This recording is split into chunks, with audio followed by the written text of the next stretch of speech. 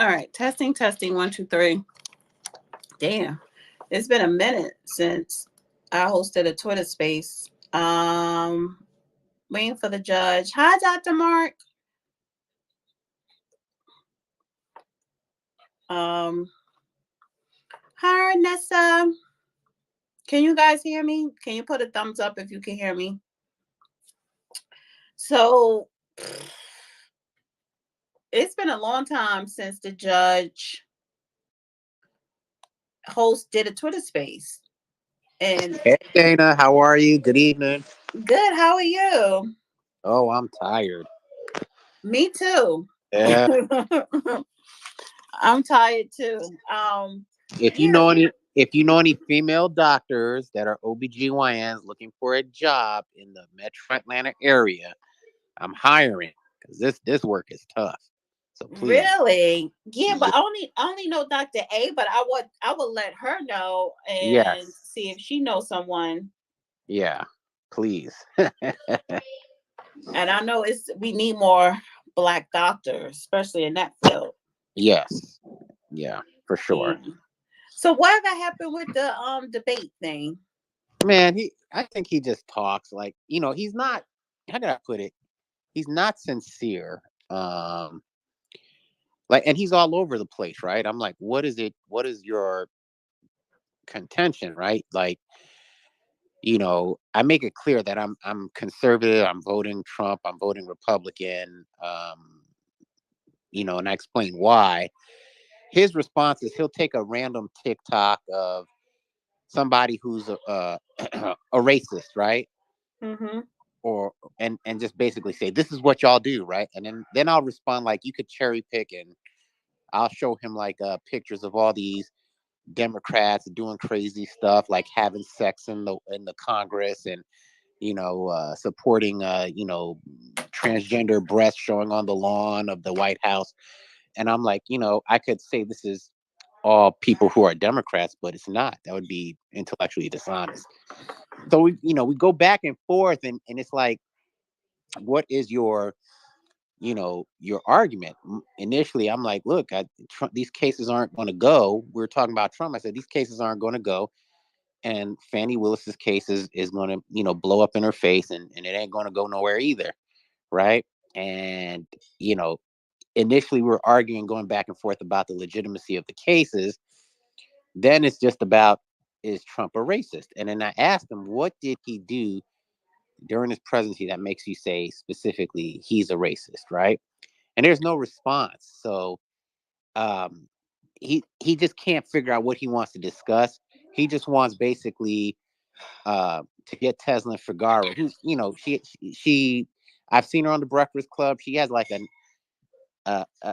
nasty demeanor, just not somebody who's going to engage intellectually, just somebody who wants to overtalk to appear like they're winning, Mm-hmm. and so I said, look, how about, Judge Joe Brown? He's like, no, he spews a lot of myth truths. And I'm like, he's more knowledgeable than Teslin. How about Dana then? And he still doesn't want anybody, associated with Judge Joe Brown. You know, so I don't know. I don't think he's serious. He's just popping shit because when we debate, like I think I confronted with like some facts, and he gets stumped. So it's like, oh yeah, well let's just have a debate on So my he answers. didn't want he didn't want anybody associated with Judge Joe Brown to like be a moderator or to comment on a debate. I think he just wants it. That's what I'm trying to say. He's not sincere. He just wants it skewed in his favor. So if I say, all right, you bring Tesla and I'll bring Dana, she moderates a lot of spaces with Judge Joe Brown. He's like, um, no. So he just wants it to be Tesla and him in control, and do it on fan base. And I'm like, okay. Yeah, fan base is like it's boring because I don't you can't even like stream live on fan base. It's like I don't really like it. I went there, I signed up, and I'm I like signed up. Yeah, go ahead. yeah, and I signed up, and it's like I can't do a show off here because there's certain components Hmm. it's certain components I'm used to with YouTube and other platforms. And shit, I was even say X is better than fan base. 1 second. Mhm. Brawling on YouTube. This is a Twitter space, so you're not going to see me or the judge or anybody else speaking because I'm live streaming the X space on X. So we are live on X. I'm just live streaming it on YouTube. So some people are not on Twitter like that. Well, X, formerly known as Twitter. So people who are on YouTube and not on X are streaming on YouTube so that they could still hear. So that's why you don't see us. That's why we're not visible. Um, okay. So I hope that was some clarity. Okay. Yeah. So go ahead, Dr. Mark. So I mean, anybody else from the request to come up, do so. I'm just waiting for the judge. Listen, it's been over a month since he did a Twitter space, and we didn't really have anything specific. And because I think, well, I was telling him today, I'm just tired. Because we've been doing a lot of coverage on Fulton County and Fannie and that whole debacle. And sometimes when you do a lot of internet social media stuff, which is the matrix, it does make you vulnerable. So, Mhm. and I'm like, you know what, that'll kind of be a good topic. And of course it'll evolve into something else. Um, so anything that anybody else want to touch on, just request, come up and speak. But it's just the premise of, living in a matrix. Like, we are addicted to it. And without realizing, it's making us more vulnerable. Yep, I agree. I mean, studies show it's not good for kids. I mean, we're not too immune to the negative effects as adults either. Totally Right. agree. Yeah. Like, I don't want to say I'm burnt out. I just think that I definitely need to bring outside help in, or on my platform, for I need done to alleviate some of the stuff that I have to do.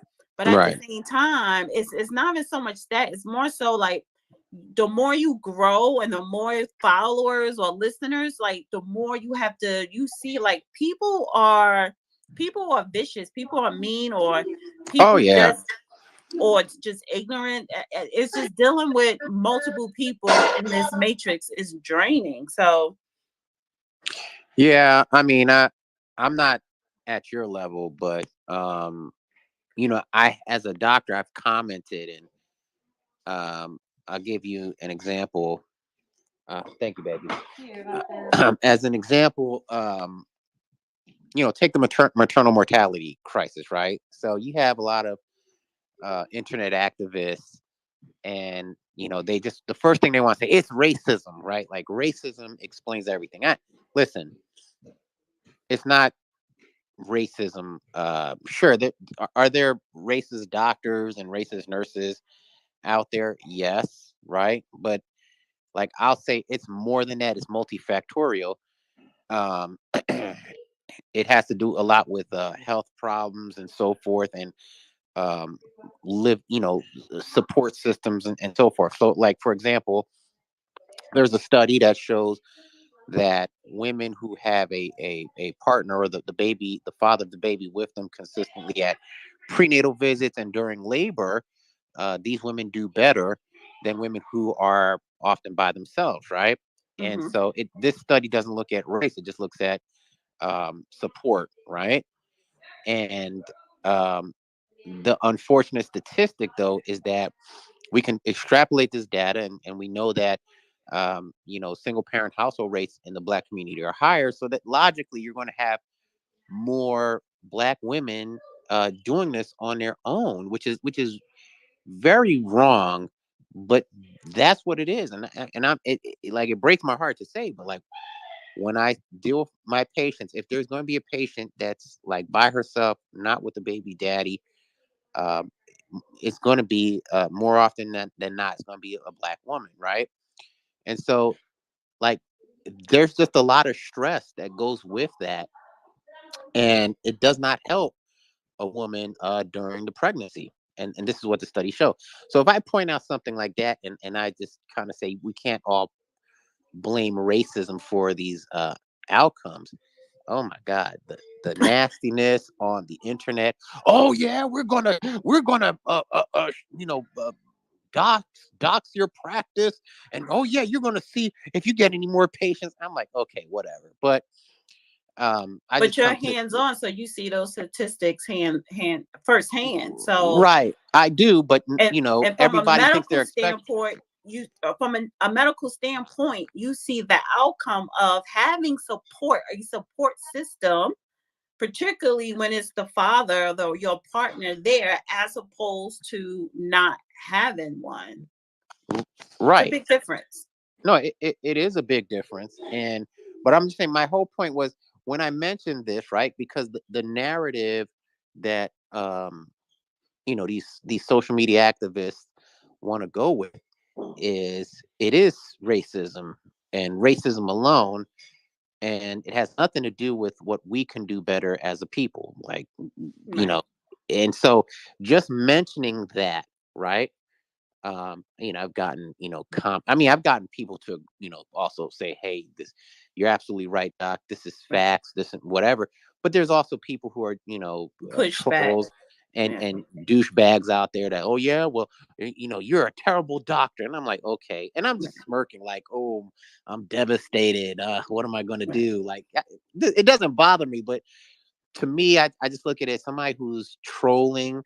If somebody's trolling you, or trolling me, honestly, this is a person who, and I mean this sincerely, is a person who doesn't feel good about themselves. And so, Mhm. Yeah. the natural inclination is to, you know, try and boost themselves by bringing you down. But, I Let just, me let me that Negro, you had your hand up, you came up. Hi. Ah, can you hear me, Miss Yes, Dana? I can hear Okay, awesome. Thank you. Salute, Miss Dana. Thank you for letting me get up here, and say my piece. Got to say my input or my opening spiel. Peace, power, and Negro reparations, specifically for the Black American Negro freedmen that built this country with slave labor, per the land's promise in Special Field Orders 15, January 16th, 1865. Um, yes, I do believe that. I just had to come up and say, really, in reality, for anyone that doesn't believe this system is strictly based on white supremacy and has been since day one. I don't deal with racism at all. As they say, a that's a social construct. We don't believe race. I deal with specifically ethnicities. And so I am coming from that standpoint. But to say that a European ideology hasn't um, strictly based this system to benefit Europeans is madness, to say the least. Margaret Sanger, or however you say it, that opened the Planned Parenthood. She said they literally opened business to actually eradicate us, specifically the Negro, from this country, to get rid of the Negro problem, to speak in frank words. So for anyone, especially of our people, I don't know if you are Black American Negro freemen or if I don't know, but that speaking to the doctor, if you are and you are speaking those words, which is kind of, it's really hurtful to hear one of our brothers, especially with a doctorate. That to me is like, whoa, what happened? Well, And then what is your was grievance with what he said? Because what he what? said was actually Mhm. true. yeah, I'm going to say, like, see, that Negro, this is what I get a lot of. You cannot, and this is what, listen, I get there's a bad history here, okay? I understand the history of the country. There's nobody's disputing that, right? But you cannot keep blaming racism for every disparity and acting like the disparities that exist aren't in our own control. Okay. And when I present facts, right? And this is what I was telling Dana. When I present facts, the data, not your feelings, not your narratives, but actual data, okay? Studies that are conducted, right? And just for the record, a study is as strong as this number, meaning the more participants in the studies, the more um, patients you have in the Dana, study. Can I finish, please? I mean, that all sounds well and dandy, but can I finish? I mean, I'm just here to state my facts. You're stating your facts. I'm No, stating my facts. facts don't care No, about your no, no, feelings. no, no. If Facts I don't care can't about your finish, feelings. I let you Go finish, ahead, go ahead, go sir. ahead, go ahead, go ahead. Finish, Can I finish, finish. finish my statement? Thank you.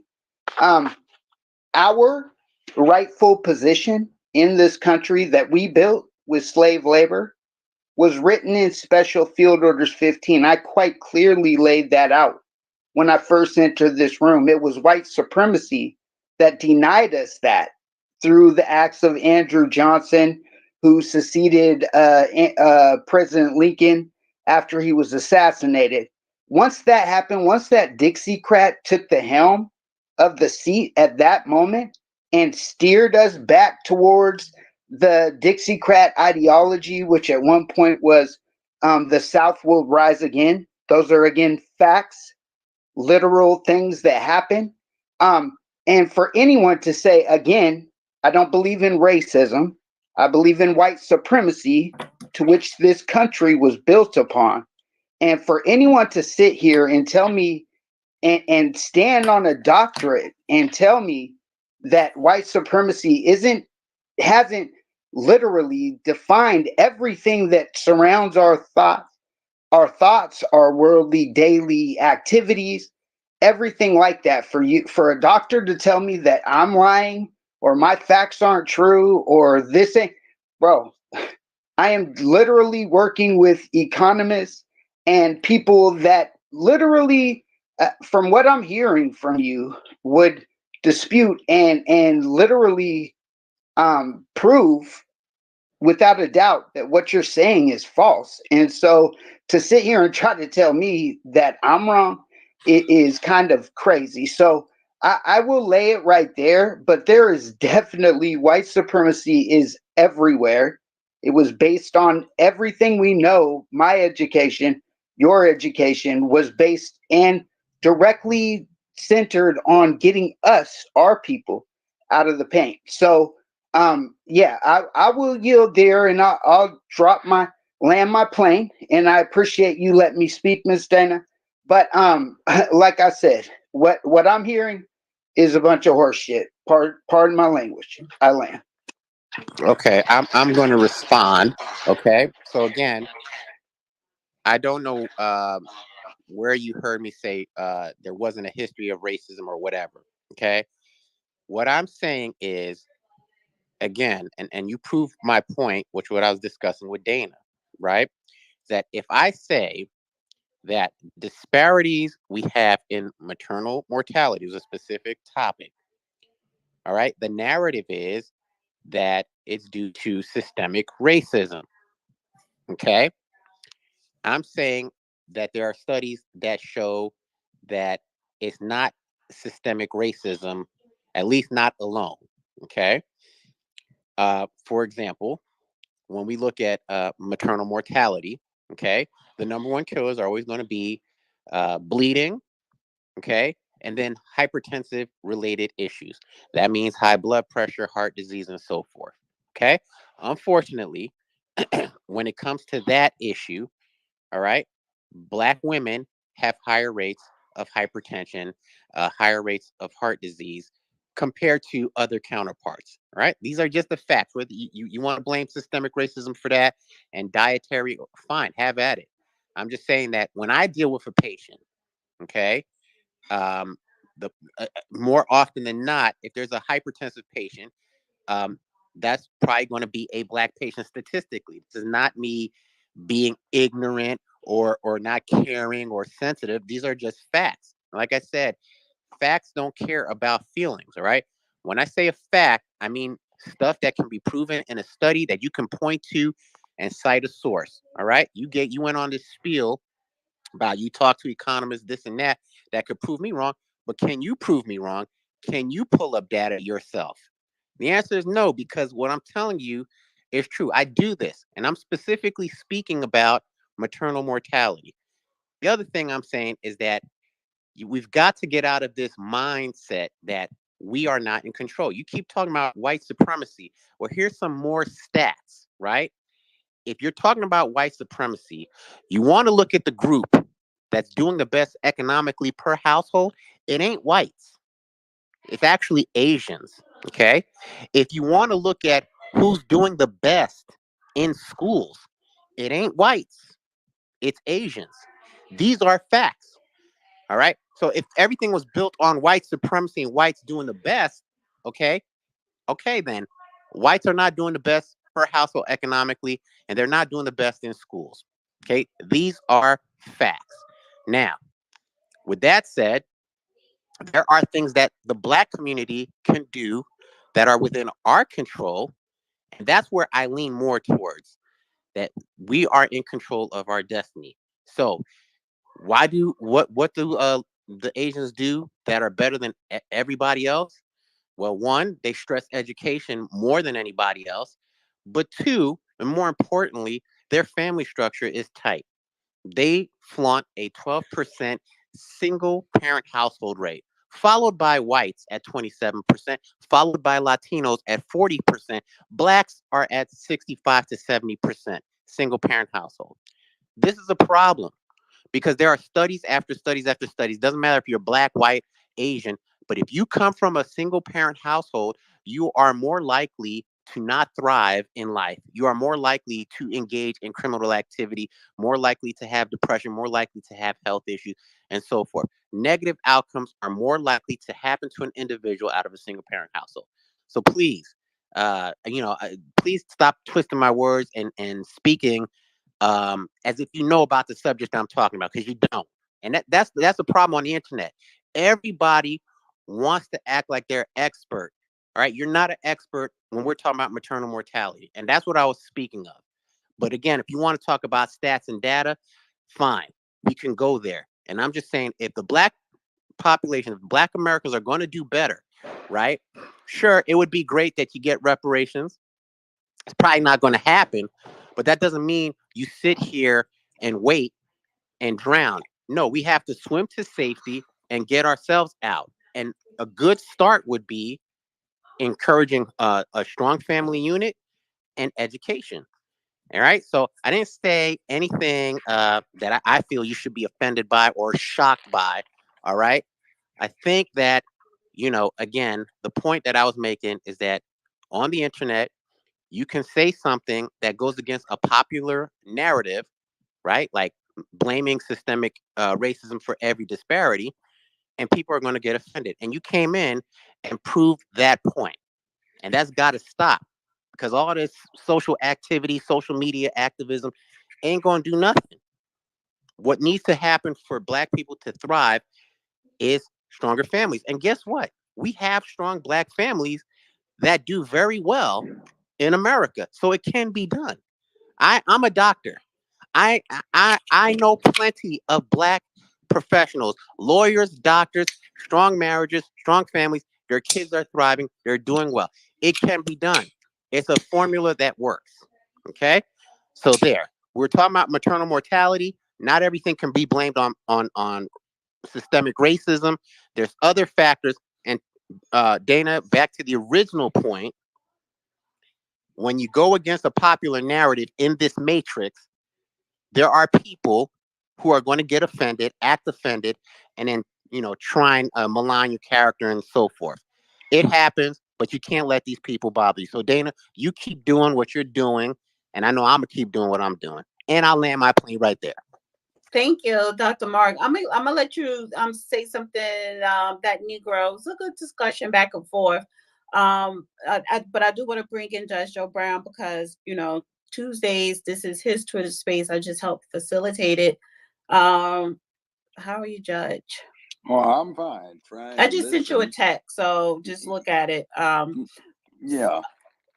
I listen, doctor. I'll have to say this pragmatically. When you actually have to fix these problems, and you have to actually deal with them as a business rather than just having an interest or a political or social or cultural inclination about stuff, and deal with facts, material data, empirical data, you get a different perspective from what is often popularly thought.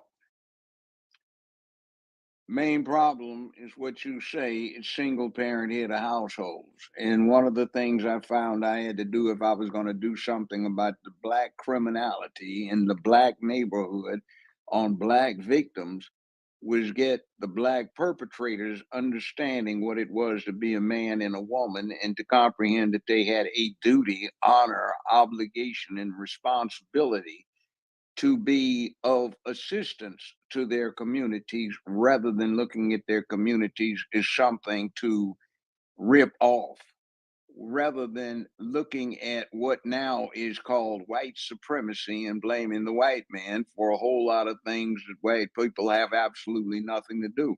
And you're absolutely right on the statistics about education. And as I'm fond of telling people, there's no white supremacist sitting across your kitchen table preventing your children from doing homework. Why don't you sit on the other side of the table and you help your children do their homework, and you learn what you should have picked up in the fourth, fifth, sixth grade, so maybe you can release the anchor around your neck.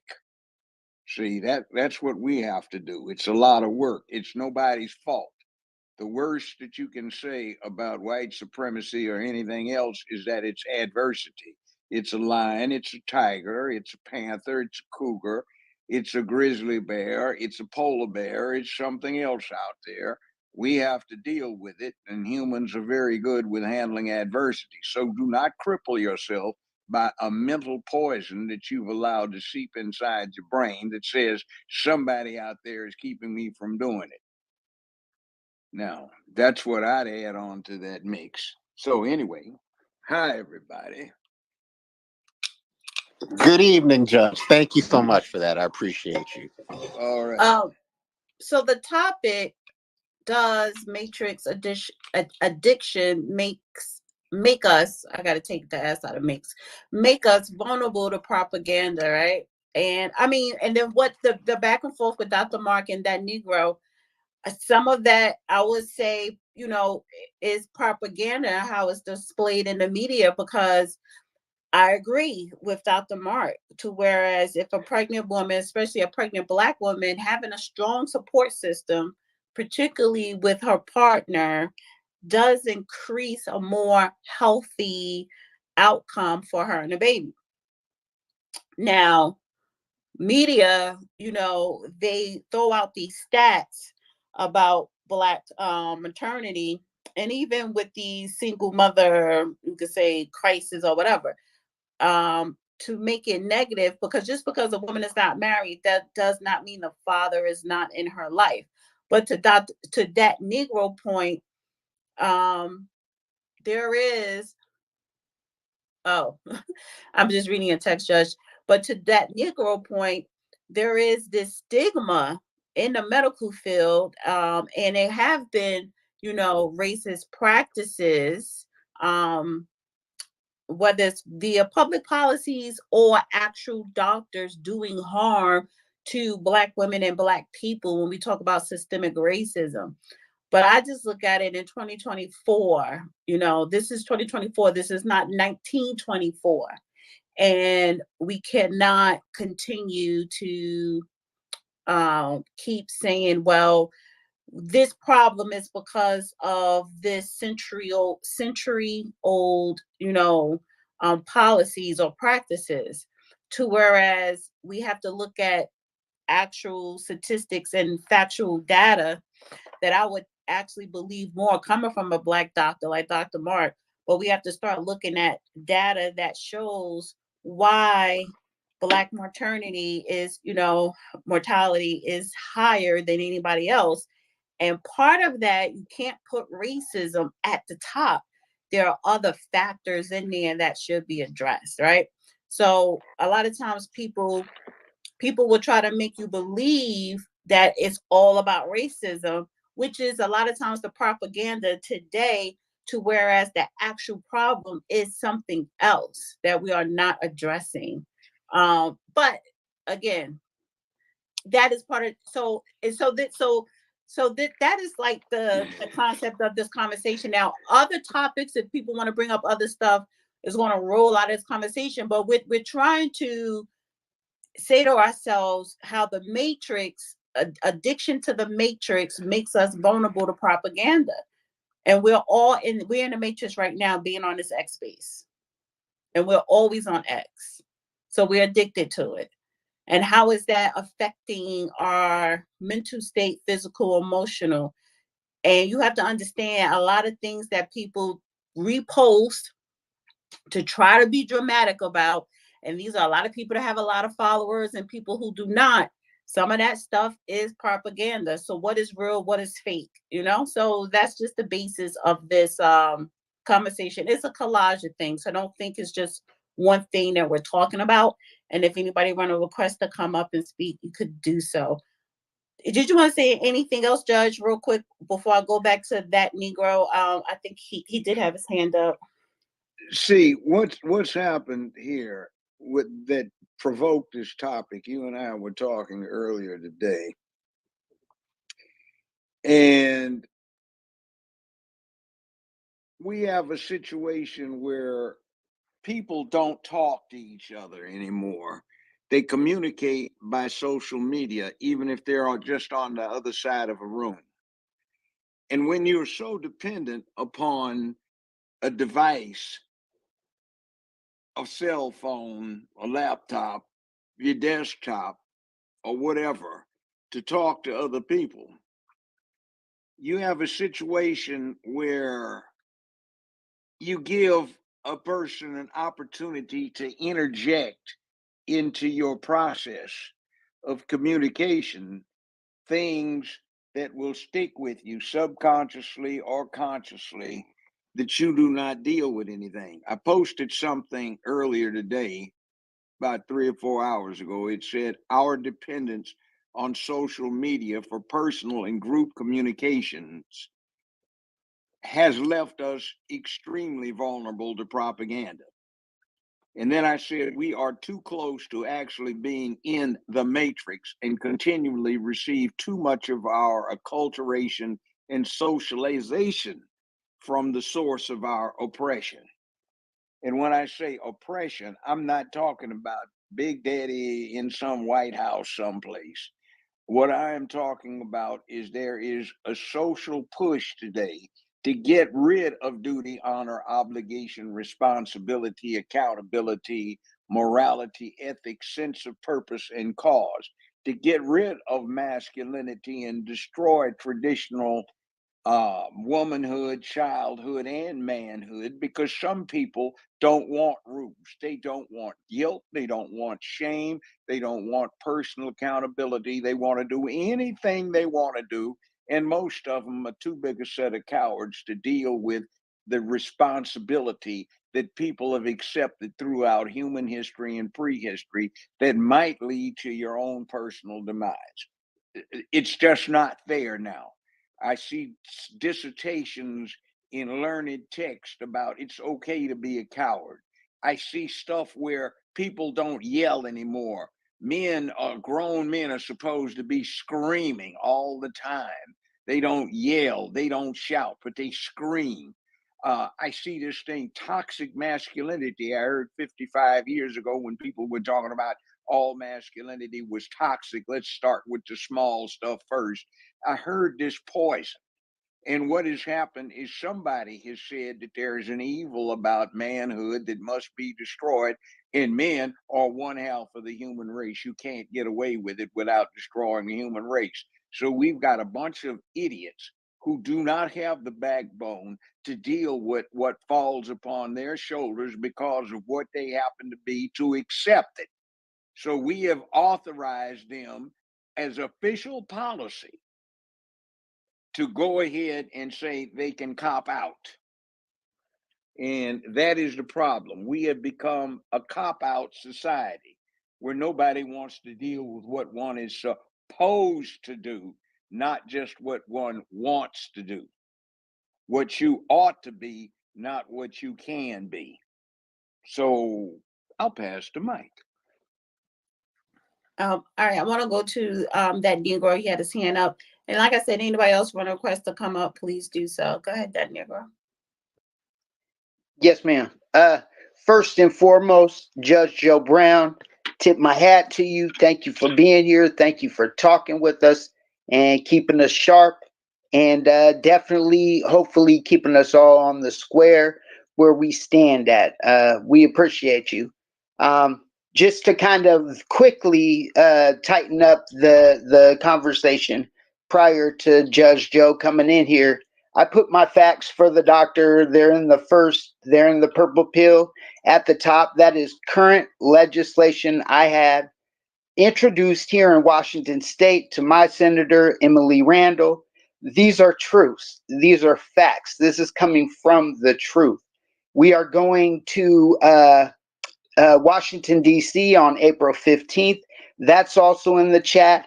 Please come. That is the day Abraham Lincoln was assassinated. We're going to hold a rally to uplift true repair for our people. That is also found in that top post in the purple pill. The resolution that I put out here, we're bringing it and we're going to put it on the floor in DC as well, because this is real. This is definitely truth, and we're bringing it to the box to prove it. So, yes, definitely, please look that over and check it out. To this matrix, Dana, to get off of what we were talking about earlier, I just wanted to, I come from the American Negro side of the tracks as a mulatto, and we are definitely putting up facts, nothing but facts. And those are my credentials coming from an ex-felon times a couple and just a reformed man that's now in a wheelchair and dealing with multiple sclerosis and living life and fighting for our people. So please check that stuff out. Come, help us yell at what our true repair looks like. This movement is turning into the real thing, and I ask everyone to join in. But about the matrix, I believe that this matrix can be for people like myself, if they are in a disabled capacity at any level. I believe that this fake social media can become very real. I think it was a tool for me more than a waste of time or just a way to yell into the internet and yell into the ethernet, or however you want to look at that. I think for me, it turned into getting to meet my local senator and going to actually get this legislation in front of her and have a conversation and tell her what our repairs should look like. And so I think in a way that, yeah, I understand. And there is a lot of babbling and a lot of nonsense, but for people like me, and I believe normal body people as well, this can also be a segue to change. I started a change.org on here, and that's very real and going over 2,000 signatures. So I think I understand what you're saying, Miss Dana, and the sentiments to this idea, but I also think this can be a really amazing tool that we should utilize. So yeah, and that's about it. Again, let me speak. I appreciate you letting me speak, and I appreciate the brilliance up here. I'll yield right there. All right. So like I said, look, anybody want to request to come up, please do so. I want to talk about propaganda, the matrix. Just a sidebar. Lately, me and the judge have been talking about Fulton County in Georgia and Fannie and Nathan, all that stuff, for over a month now. And I get it. A lot of people love and want to hear Judge Joe Brown, and they should. But people have to understand, well, on YouTube, me and him do the show together. So let me just say this, just, some of you probably know what I'm talking about, but don't know what I'm talking about. However, I don't care if you call me beautiful, if you say, I love what you do, but when you're criticizing me, interrupting a judge or whatever, I'm going to delete your comment and I may just hide you from my YouTube channel. Because I tell people, when you comment in a comment section on YouTube, stick to the topics, not me. Especially if it's negative. If it's something positive, fine. So I said that to say I just had to delete someone comment, and I was going to hide him, but I said I'm just going to delete him because he sounds young. So just a little sidebar. um I see, Mark, you had your hand up. Did you want to say something, or did you want to say something, Judge, or should I just go No, to Dr. I'm Mark? just listening. Let people talk. I think right now there are a lot of questions out there. And by the way, if you aren't getting what you're looking at in Georgia with Fannie Willis, what you're seeing is what the party in power has been trying to put in charge of the country, particularly of minority communities. It is a trick. It is a methodology that's been in place for several hundred years during the period that started with slavery, during the period of slavery. And it is what you do is destroy the masculine component, and you put some third floor house wench who has matured in charge of all of the slaves, and let her, with her skewed perspective on life, run stuff. You see it with Fannie Willis, you saw it with Stacey Abrams, you saw it with Lori Lightfoot, you're seeing it with Kamala Harris, you're seeing it with Nancy Pelosi, you're seeing it with ones that still have dicks like Cory Booker. You're seeing it all over the place where they're trying to do this. And it is not cool because it does not work. And people are saying it's black girl magic, somebody's on the sister. No, that is so embarrassingly stupid. I have a catalog that goes on for 3 pages about what that fool did when she got up and insisted on testifying that she has exposed herself to. And the problem that you ought to get out of it is, no, it's not anybody standing up to white supremacy. It's somebody stuck straight in the matrix, and they are warped because although you are the chief prosecuting officer for Atlanta, Georgia, Fulton County, you don't get it when somebody alludes to the Fifth Amendment. Fool, you just cataloged yourself a whole lot of incriminating circumstances that can land your dumbass in jail, let alone lose your law license for you and get you jacked up for tax evasion. I mean, I've been doing this for more than 50 years. And honestly, I have seldom encountered dumb crook moments like this. And to hear black folks stand up and act like they're proud that she stood up to something. It's like saying, I'm proud to see somebody stand up against common sense. I'm glad to see somebody act undignified. I'm glad to see somebody act like a fool.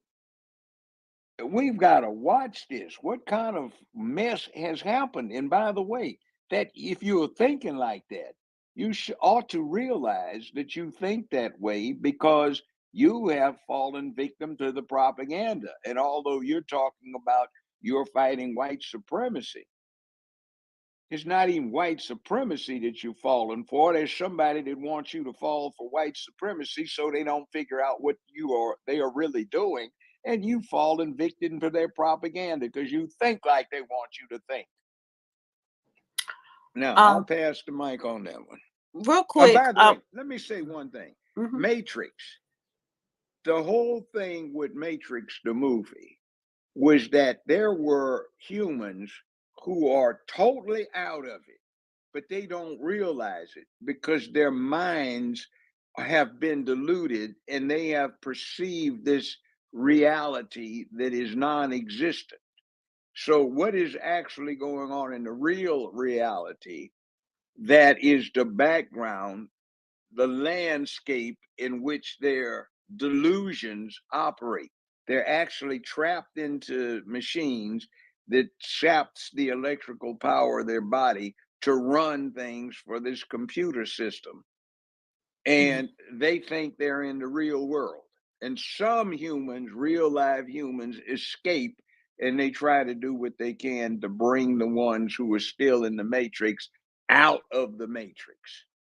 Now that's where we are right now. Wait, before I go back to you, Dr. Mark, I see Zoku. Is that how you say your name? Yes, ma'am. That's right. So you put something in the Jumbotron, but I don't like for people to put anything in the Jumbotron. Just put it in the chat attached to this space because people can actually see it in real time and you'll get more hits on it.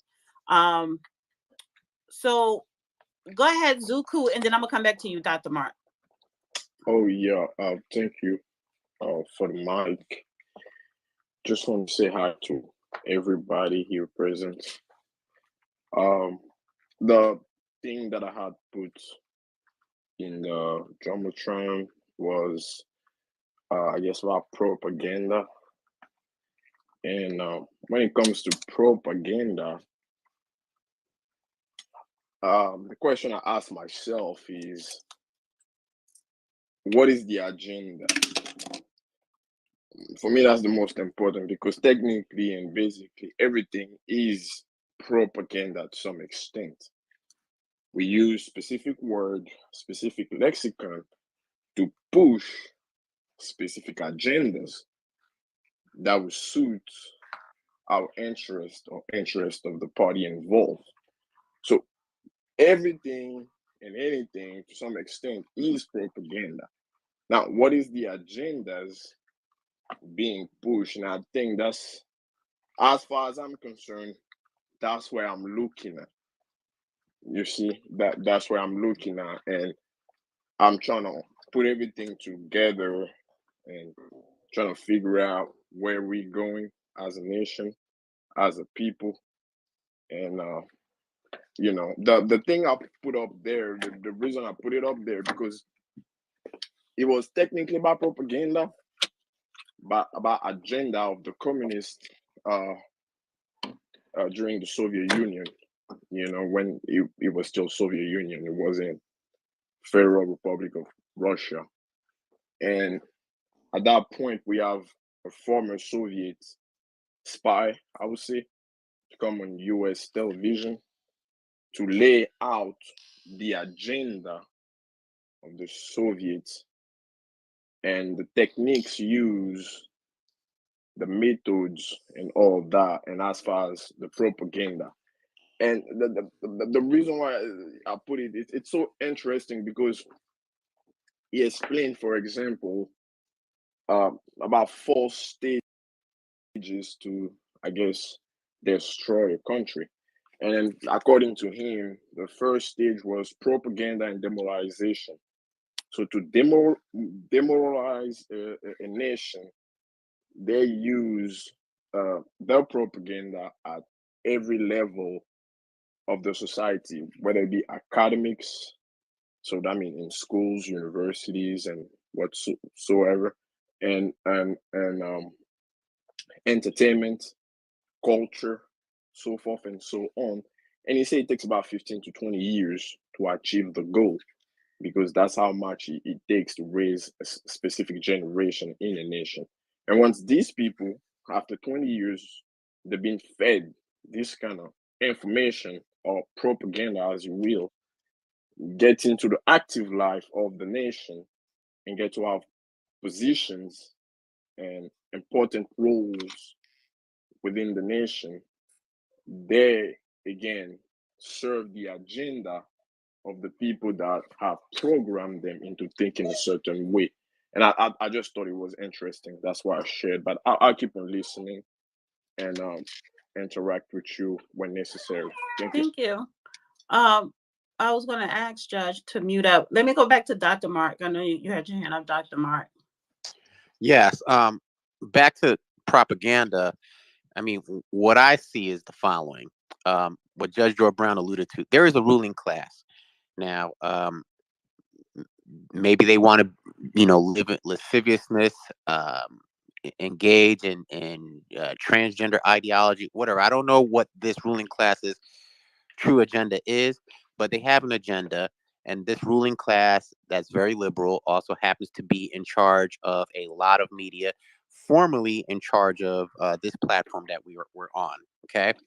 And in doing so, to maintain their status quo, okay, what they need is uh, essentially to keep black people on their side and keep them on the plantation, so to speak. And when I watch TV, you watch CNN, you see Abby Phillips, you see Laura Coates, you see who's Judge, Joy can you Reid. press your mute button? Because it's a lot of movement. Can you mute up, Judge, please? Okay. Go ahead, Mark. So yes, you see your Joy Reids, your Laura Coates, your Abby Phillips. They're giving elevating people who really have no business representing black people. And I'm not just talking about your Fannie Willis's and your Letitia James. I mean, you look at black celebrity, you have the likes of Cardi B, the stripper culture. All of this is being promoted and propagated, and I believe it's done intentionally to back to to Judge Joe Brown's point, to demasculate and basically take away the power of black masculinity in order to keep black people in line with a hive mindset that leans liberal, or at least supports positions that are liberal. And in doing so, what ends up happening is these negative images that we see in media and this demasculinization that we're witnessing, it's not only harmful to all Americans, but already, again, black Americans are already in the situation that we are in with our single parent household rates, with our disparities in education and so forth. These uh, cop out mentality hurts us the most. These negative images hurts us the most because we're already behind the ball. So that's what ends up happening. And to that Negro, um, I'm with you. I want to see black people do well, but I think the focus is that we as a people need to like fight back in accepting these images and this messaging and this propaganda. Now, to Fannie Willis, my question is to the judge. I'm not a lawyer. You are the lawyer. So I'm a yield to your knowledge. But it looks like this judge um, kind of gave Fannie a way out to save some face. Um, I also think that he made the case harder by essentially I think the phone call charge. He basically said that's not a crime, so that can't be used. And I think that's what her case was centered around. I just want to know what your thoughts on is if he's given her an out, and do you think she's eventually just going to bow out and hopefully realize, hopefully hope that nobody realizes that she bowed out. And I'll stop right there. Thank you. Doctor, when you write up a diagnosis sometimes, or a prognosis sometimes, you use a lot of technical terms that might sometimes be frightening to a lay person if they knew what those terms meant. In legalese, Judge McAfee tore Willis a new asshole. He set her up to lose her law license, to be prosecuted for tax evasion, to destroy the whole prosecution's case because he used the word mendacity several times, and mendacity means lying. He called her a liar, which is just about unprecedented when you get to written opinions by a judge. He noted her totally inappropriate behavior and conduct on the witness stand, and in the context of jury instructions that judges give to jurors, which says you may look to the demeanor, the bearing, the mode, manner, and fashion of the witness's testimony. in determining whether there is credibility that you will assign to what you hear. He mentioned that if the defendants apply for it, they will get a gag order. He called her a liar when she recited what she said actually came about as events. The bad problem that her and her hubris and her arrogance fails to get is that if she continues to prosecute, the jury is ultimately going to be told that they can rely upon her lack of integrity, impugning the whole office over which she is in charge, and they are entitled to consider such things in determining the veracity, accuracy, and reliability of evidence that they present. I mean, you got a situation where he alludes to what can only be taken as massive tax evasion, money laundering, subornation of perjury, setting up a scam, which he puts in there, which is interesting. Now, if somebody backed off of it, it would look like somebody who gave evidence that she was broke, busted, who has gone to IRS and said, please don't execute on this lien you have on my home of $8,400, but she has exposed herself in the testimony she gave to getting $8,400 from her campaign fund that would clear that up. She has exposed herself and Wade to a future accusation that says they engaged in organized crime by setting up a situation where she would get him appointed as special counsel. She would be in ultimate control of whether or not his request for compensation are granted. And she and he could have wound up, had this not been discovered by her taking the stand, they could have probably gotten between 3.5 and a 7.5, going on $8 million that they could have split. See, it's a big thing that comes in there, and he lays all of this out. She's already got pending bar charges against her, and she's about to get another one because apparently she's using the district attorney's office to defend herself. But when you've got a charge about your personal ethics, it doesn't involve the DA's office, a police department, any other entity. It's you personally. So you are held to answer for it. And if you come out and you get public funds used in any way to defend yourself, then that too becomes actionable. So she opened up a Pandora's box, literally. And she may lose her law license off of it. She may wind up losing a whole lot for tax evasion. She has set herself up to get prosecuted on the state and federal level. So, I mean, the list I made up just casual is about 3 pages of fine print. It's horrible. And the other thing is, to give you an example, she says, I'm telling the truth. Me and Wade developed this affair after he was appointed as special counsel. Big dummy. That makes it worse. Because at least if this developed before he got the appointment, you can say he's in a divorce. We just kept this quiet. We should have disclosed it to the judge and let him make up his mind as to whether we can stay on the case or whether it gets disclosed to the opposite side. No, if we got in this after it was on, we knew as attorneys, we knew as officers of the court that we were supposed to, A, one, keep our dick in our pants, and two, keep our pussy closed by keeping our knees closed. We shouldn't have done that, which was unethical. Two, we should have reported it to the judge. Three, we concealed it from the judge. Four, we set ourselves up to exploit it. And five, we're telling a tale about the whole doggone situation. So her story, as she insists it happens, actually makes it worse for her and Wade.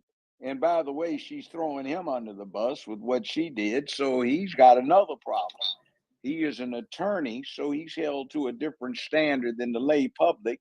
And he's got a pending divorce going on where right now, under oath, he has perjured himself in front of the divorce court.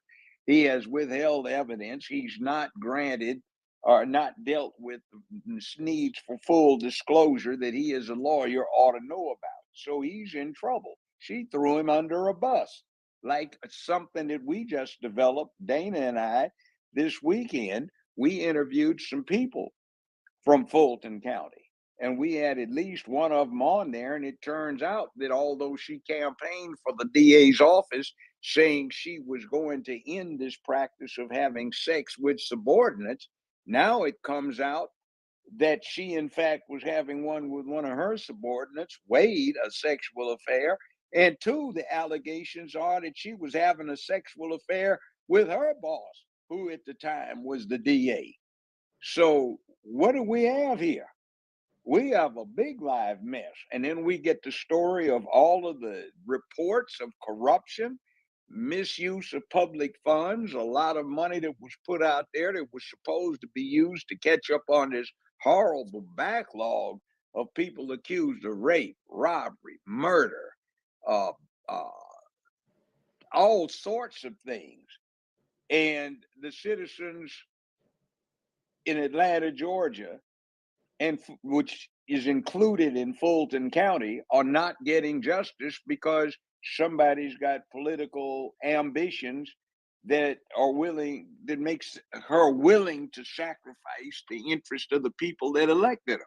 It's horrible when you get into that.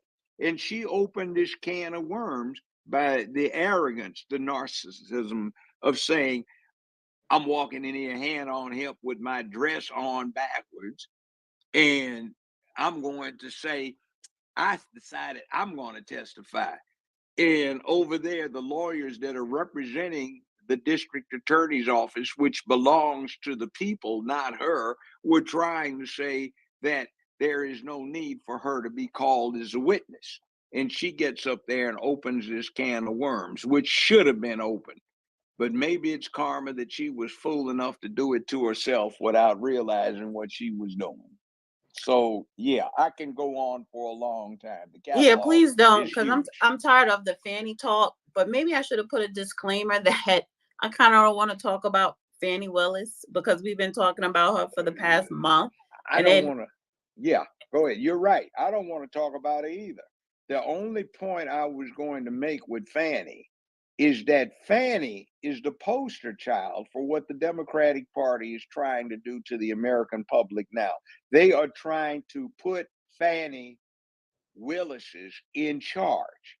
And what you saw, if there's any takeaway from Fannie Willis's situation, it's not that you have real live attorney generals who act like you see on CSI or Justice for the People or Victims Unit that we've been looking at for 50 years. You got somebody that acts like a damn fool, half drunk, in a salon chair, acting like a street urchin. all right. Well, That's what you need to look at, and remember that when you go to the polls this year. If you go, I will indicate this, and this is the last thing I'm going to say about Fannie Willis on this Twitter space. Is yes, that is true. There, you look at the Democratic Party, they're putting Fannie Willis's up in these positions, but that this is not something new when it comes specifically with Black people, because before the Fannie Willises, i.e. Black women, they will prop certain type of Black men. So it's just using certain type of Black people that's going to push their agenda, not for the people of the American people, and damn sure not for Black people, just for their own personal gain. So they're just using the face of Black women this go around. But however, just getting back to the Matrix conversation. Wait, Dana, I just want to say one thing. Wait, one second. Sure. 1 second. Because the thing is, I'm kind of like burnt out talking about Fannie. And when we do the show Thursday on YouTube, of course, we're going to be talking about it again. So I kind of wanted to even though this is like the first Twitter space that the judge has done in a month, in a little over a month, I don't feel like talking about Fanny tonight. Go to my YouTube channel, The Real Dana, and you could catch the Judge Joe Brown laying it out in details. However, and I'm gonna come back to you in a second, Mark. I just want to make this point to whereas the Matrix, what I'm starting to see, in Black spaces on X versus all spaces, and what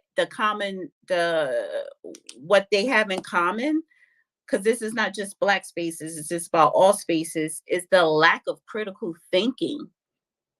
Because I hop in everybody's space, and now that I know you can hop in there anonymously, and whether it's Black, whether it's majority white, or what have you, I'm hearing a lack of critical thinking in these Twitter spaces, and I'm wondering if it's because people are just vulnerable to the propaganda and being addicted to the Matrix. But go ahead, Mark, and I'll go to that Negro. And anybody else want to request to come up, please do so. Yeah, and so back to the Matrix, the fact that Fanny, Letitia, or whoever is found to be, especially in Black spaces, is found to be some sort of hero without the critical thinking. I mean, that just speaks to the nature of the Matrix and propaganda. I just think that, look, people overall, there individuals, there are smart individuals out there in society, but people overall um, are intellectually lazy. They're happy to get spoon fed information. They're happy to just look at a clip and not understand the context of which it was said, or look at one snippet of a whole entire study and not understand the context and make a conclusion. But that's what messaging, that's what propaganda does. And I always give this analogy that, look, I think McDonald's is nasty. It tastes nasty. It's bad for your health. But with all its messaging, all its propaganda over the years, I mean, it's still, making its billions and people still eating McDonald's. And that just speaks to what messaging and propaganda can do. It can really shape minds for good or for bad. And, we're always going to be influenced one way or another. It's just, what are we influenced by? But right now, this matrix that we're in, I'll be honest, I don't like it. That's all I got to say. So listen, I appreciate Dr. Mark and that Negro coming up talking. And even Zuku, I'm not getting a lot of speakers. I'm not going to be up here much longer, which is fine. I did not want to come up in here and have a Twitter space on bloodbath or anything. If people wanted to bring it up or whatever is trending, please do so. But when I say critical thinking, everybody right now is proving my point, because you cannot think critically. Everybody, when I hear in these Twitter spaces, are talking from their own, what they feel, their own emotions, out of fear, or or their own opinion, lack of fact base, lack of database, talking points, a lack of just critical thinking. Do you understand the concept of critical thinking? That means you take, whether it's a subject or object or a thing or whatever, and you break it down into its different components, and you're analyzing it, and then you may put it together and come up with a theory or the solution or the answer by way of conversation. Nobody isn't doing that. So when you have an actual space, right, not talking about Kamala or Biden or the migrant crisis or whatever, and you're actually talking about propaganda that the media is sucking you in, making you believe, even all of these different social media apps, you cannot comprehend it. And I think that's a problem. That Negro, and then I have a new speaker, Tax a Trillion. Go ahead, that Negro, and then I'm gonna go to Tax. Yes, ma'am. So I guess what I'm hearing and what I believe our people really gravitate towards is that conservative mind frame without the white supremacy attached. That's what our people gravitate towards. So because those idiots are falling apart literally before our eyes, and because our people need a place to feel confident in, why don't we, under a strict agreement to the Frederick Douglass ideology, to which or not reparations, but Republicans were initially founded on, why don't we take that back and make it like that? Why? I mean, is that a thought or a because we we don't like the way that Republican ideology has turned. But if we could get that real Frederick Douglass mindset Republican back and do it with Black American Negro freemen, why? I mean, are we opposed to that? And I ain't talking about be Trump or none of that stuff. That ain't me. But what I'm saying is to really, without creating a new party specifically for us, but for going in and carving out our own niche and our own real ideology inside of that party, which was founded on us anyways. Why isn't that an option, Judge Joe? Joe Brown, what would you think about that? Well, of course, it's an option. That can be done, but let me just preface this whole thing by bringing up a truth about the American system. It's been said for a long time that in a system like ours, the people get the representation that they deserve, and if the representation is crap, that's because the people are crap at that point in their time. Right now, we have an interesting thing right now where we have brand loyalty that has developed, and it has gotten a bit more extreme than it has been at any point in time in American history. We have brand loyalty to parties that have nothing to do to a great extent with the policies of the parties. It's something that grew out of the development of mainstream media when it went radio and then television. Everybody's heard of Nielsen and Nielsen ratings. The purpose was to give advertisers an opportunity to see how effective their advertising dollars were in reaching certain markets. The theory was kind of an insulting one to women. It was that women are essentially stupid. That's what they developed back in the 20s. And if you can, with your product, reach women between 18 and 24 years of age, you will capture them as customers for the rest of their lives, irrespective of whether or not the product is a good one or whether or not it becomes less than the best. Ivory soap is one of them. Ivory soap for the longest was advertised as pure and delicate and everything else, and actually the stuff is very harsh as soap goes, and it causes a lot of people to break out if they try to use it. But the hype was it's so delicate to that sensitive skin, and people believed it. That's, by the way, why they call these things that are about public and private filth soap operas. They were designed to appeal to prurient interests so soap would sell, and they were designed to appeal to the 18 to 24 and then 25 to 35-year-old female audiences who were staying at home for the point at that time. Now, what we have had that came along contemporaneously with that whole thing is a situation where we have got that same kind of insane brand loyalty to a party.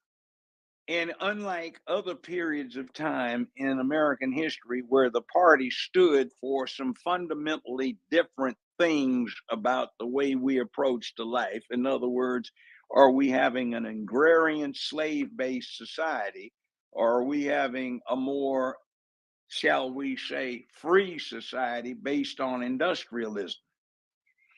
And that morphed, but we got 60 years ago, we got party loyalty that seems to have been written in stone, and the most impacted groups of people in this country seem singularly unable to assess what is going on politically so that their votes actually result in some gain to themselves. They give their votes away, and it is the insane thing to back off. And it's an insane thing that when you back off, you can see. In other words, irrespective of whether or not this party ever does anything for me, I'm going to vote for them. Versus, I don't care what this other party tries to do for me, I'm not going to vote for them. So in that instance, neither party has an incentive to do a damn thing for you. And we can't seem to get that out of our heads. And we get stuff like take your booties to the poll, where you get some naked butts up there on a strip pole, and a third of them turns out weren't even female, they were trannies. So what in the devil is going on here when this kind of atmosphere has developed, this matrix situation, where instead of trying to appeal to people's logic, rationality, and reason to acquire their votes, benefit of their votes, you appeal to such prurience, to such stupidity and empty-mindedness, and that's supposed to bring somebody out and vote for you. The very idea should be violently insulting, but it's not. And we don't have any heroes anymore because we have backed off from duty, honor, obligation, accountability, self-sacrifice, and all that. So we create some. We bring in rap stars, we bring in athletes. Some may be great people, might be heroic, but we don't celebrate them for their actual heroics where they risk death or very bad setbacks because they took a stand. We deal with people who are heroes because they do make believe and distraction. And that's not good for us. But those become the people that are supposed to guide you in what you're going to do when you go to the polls, or if you go to the polls, in terms of some critical things that impact your day-to-day existence. That's not how it's supposed to work. That is trivial. It is disgusting. It is an embarrassment, and it is a big punk cop-out to what you ought to be up to in terms of managing your own life. Now, I'll pass the mic. Excuse me for pontificating. Yeah, I don't know what happened to that Negro. He dropped down. But I see Stacks, and then I'm gonna go to Arnessa. But I just want to say, yeah, and to the point that the comment that I was making, the point that I was making, I just want to give another example because recently Mark Carter, I'm pretty sure a lot of people here are familiar with him. He is a community activist in Chicago for many, many decades. Very nice man. And I interviewed him twice. Me and the judge interviewed him, and I interviewed him. And he is hashtag Go Red in Chicago, and he was actually at Law Margo, and he met Trump and other people there. And apparently, I guess he was getting some backlash, particularly from Black people. And I was catching some Twitter spaces to whereas, I guess he was, pushing back and just telling people why he was there and the purpose or whatever. And honestly, and that's exactly what I'm talking about, because that is time wasted talking to ignorance, people who are just ignorant to the fact. He shouldn't have to go on Twitter space defending what a grown ass man chooses to do or where they choose to go. And that is because you get pushback from a certain group that feel as though, you should not be connected or stand next to someone for whatever the reason. We are not a monolith. White people are not a monolith. So that's what I mean, the lack of critical thinking, because it's just a lot of airtime on X spaces from everyone. Because I hop in the majority white spaces too. And I was in Mario's space yesterday, and they were talking about, the Elon Musk and the Don Lemon interview, and then the conversation kind of spilled into um school, the prison pipeline, and another this white man saying there's no such thing or whatever. White people have their ignorance too, right? Or their lack of understanding. But it was a respectful discussion. But it was still not enough critical thinking. It's probably one person that I caught, I could say, implemented some critical thinking, but majority of people just only implement their own personal emotional opinions.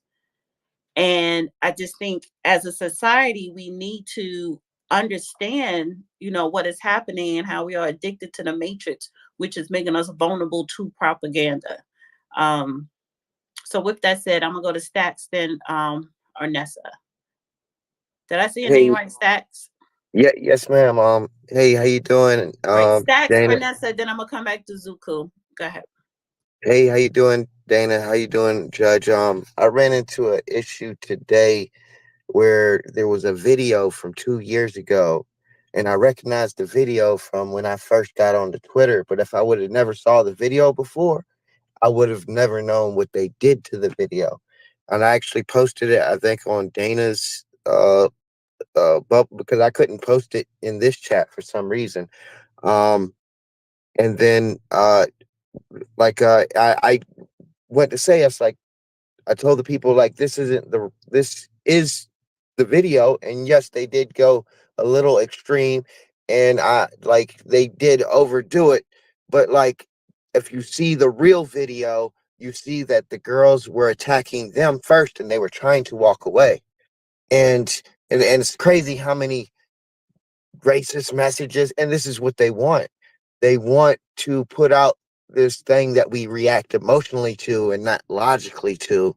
And then when you go back and look at the full video or listen to the full subject, or listen to the full clip, it's always different from what they're showing you and trying to sell you because they're trying to divide us.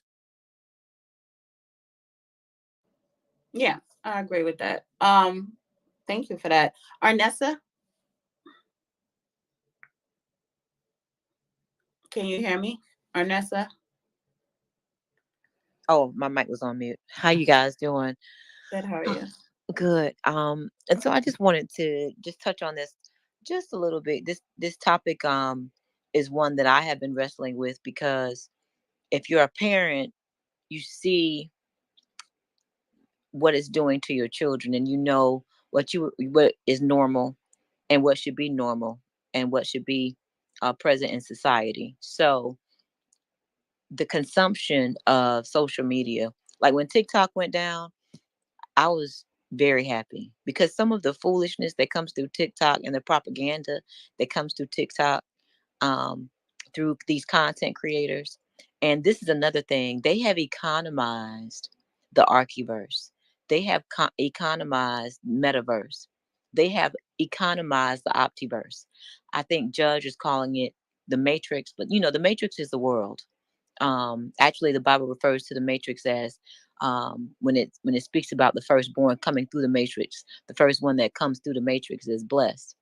And that talks about entering the portal into this world, and entering those like I mentioned, the metaverse, the archiverse, the optiverse, those places that are Your audio went out, Arnessa. those places that our children are trapped. Yeah, someone was calling me. Those places that our children are trafficking in, that we are not able to. And I'm going to give you all an example of what I was talking about. But what those places that our children are trafficking in, we don't have a lot. We don't have a lot of foreknowledge. Someone's was calling me. One moment. We don't have a lot of foreknowledge regards. We don't have a lot of foreknowledge in that regard to be able to give them checks and balances as they are entering into it, as they traffic in it. We're also seeing as they're saying, because we haven't gone before them in this space and time when it comes to the metaverse, when it comes to the archiverse, when it comes to the optiverse. So we're playing this by ear, and we're seeing the effects, and we're talking about the effects here on this space, which thank you so much for actually bringing this topic up, Dana, because it's very essential. Since 2020 happened, there's been a captivation that has been set in place for these various verses that people are entering into, and they're economized. So people are not going to necessarily just come out of these spaces because it's tearing down their families, or it's tearing down the social structure as we know it, or it's or for or because there's misinformation in a lot of the information, or wicked knowledge that some of the content creators are putting forth, the propaganda, things that are now go to for our society instead of reading. Libraries are people aren't even, they're thinking less and less about reading books. If it's not on Google, they feel like it does not exist. If they can't Google it, then it's not knowledge.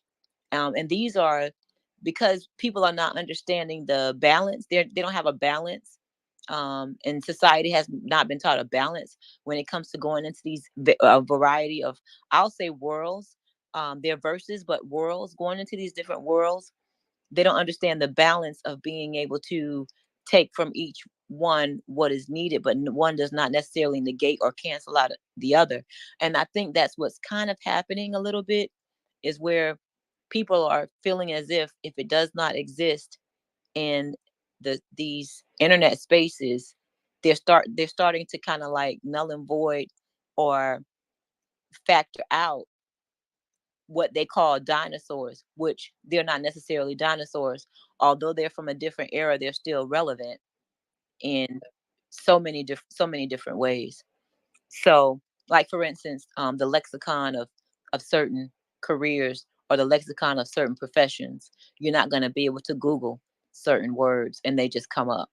You're looking at a legal document and you're trying to Google certain words, and you're like, this word isn't coming up. I can't get the correct spelling for this word because it's not in the lexicon of that. You would actually go into a different aspect of the internet to be able to find that. But long story short, I'm getting to this, and I'm going to give a little example. I was speaking with one of my colleagues, and she was saying that her daughter, who is mothering, young children, the children were, cursing and just carrying on. They were on, I think, Oculus or some video game that would put them in a virtual reality.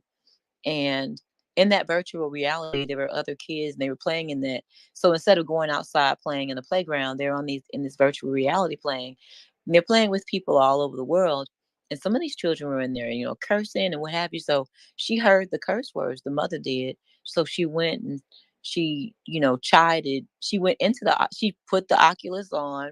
She went into the virtual reality and she's like, who's in here cursing? These you children are too young to be cursing.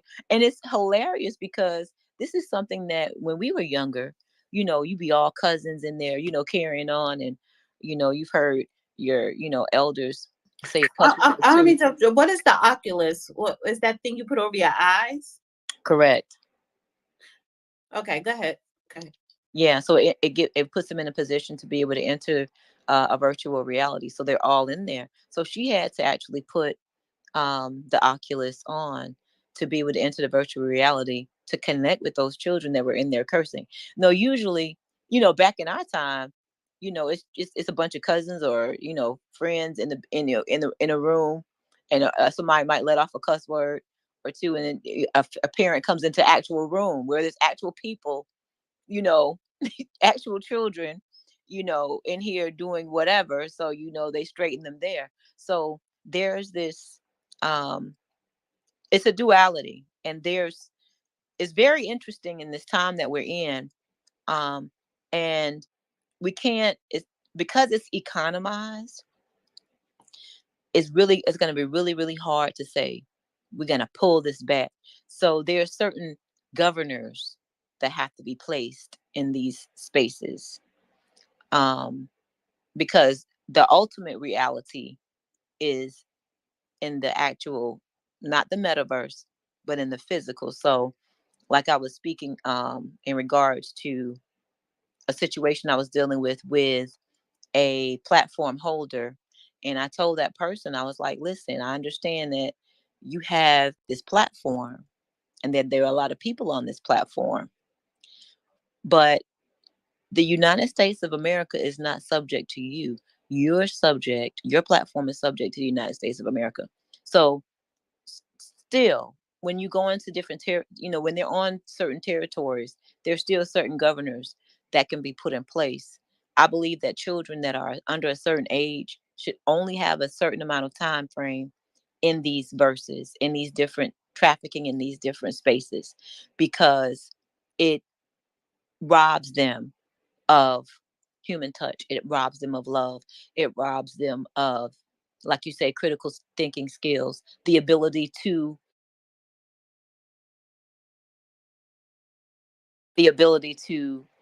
appropriate critical thinking skills in situation. It really robs them of those things. It breaks down their mental aptitude. It does all of these things. I've even seen it just with my child. I've tried so hard to pull him back. And I think sometimes it serves as an escape from reality.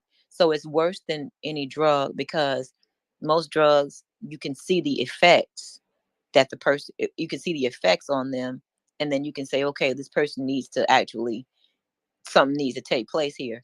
But it's happening mentally with these with not just with young children, but with people, period, where they're addicted to these they're addicted to this escape world that they can traffic in, and not really have to deal with the physicalities of certain aspects of society.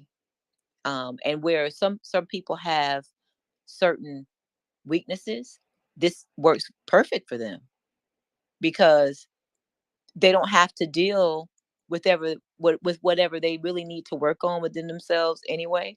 So they don't have to build those muscles. They can just kind of escape into this escape world where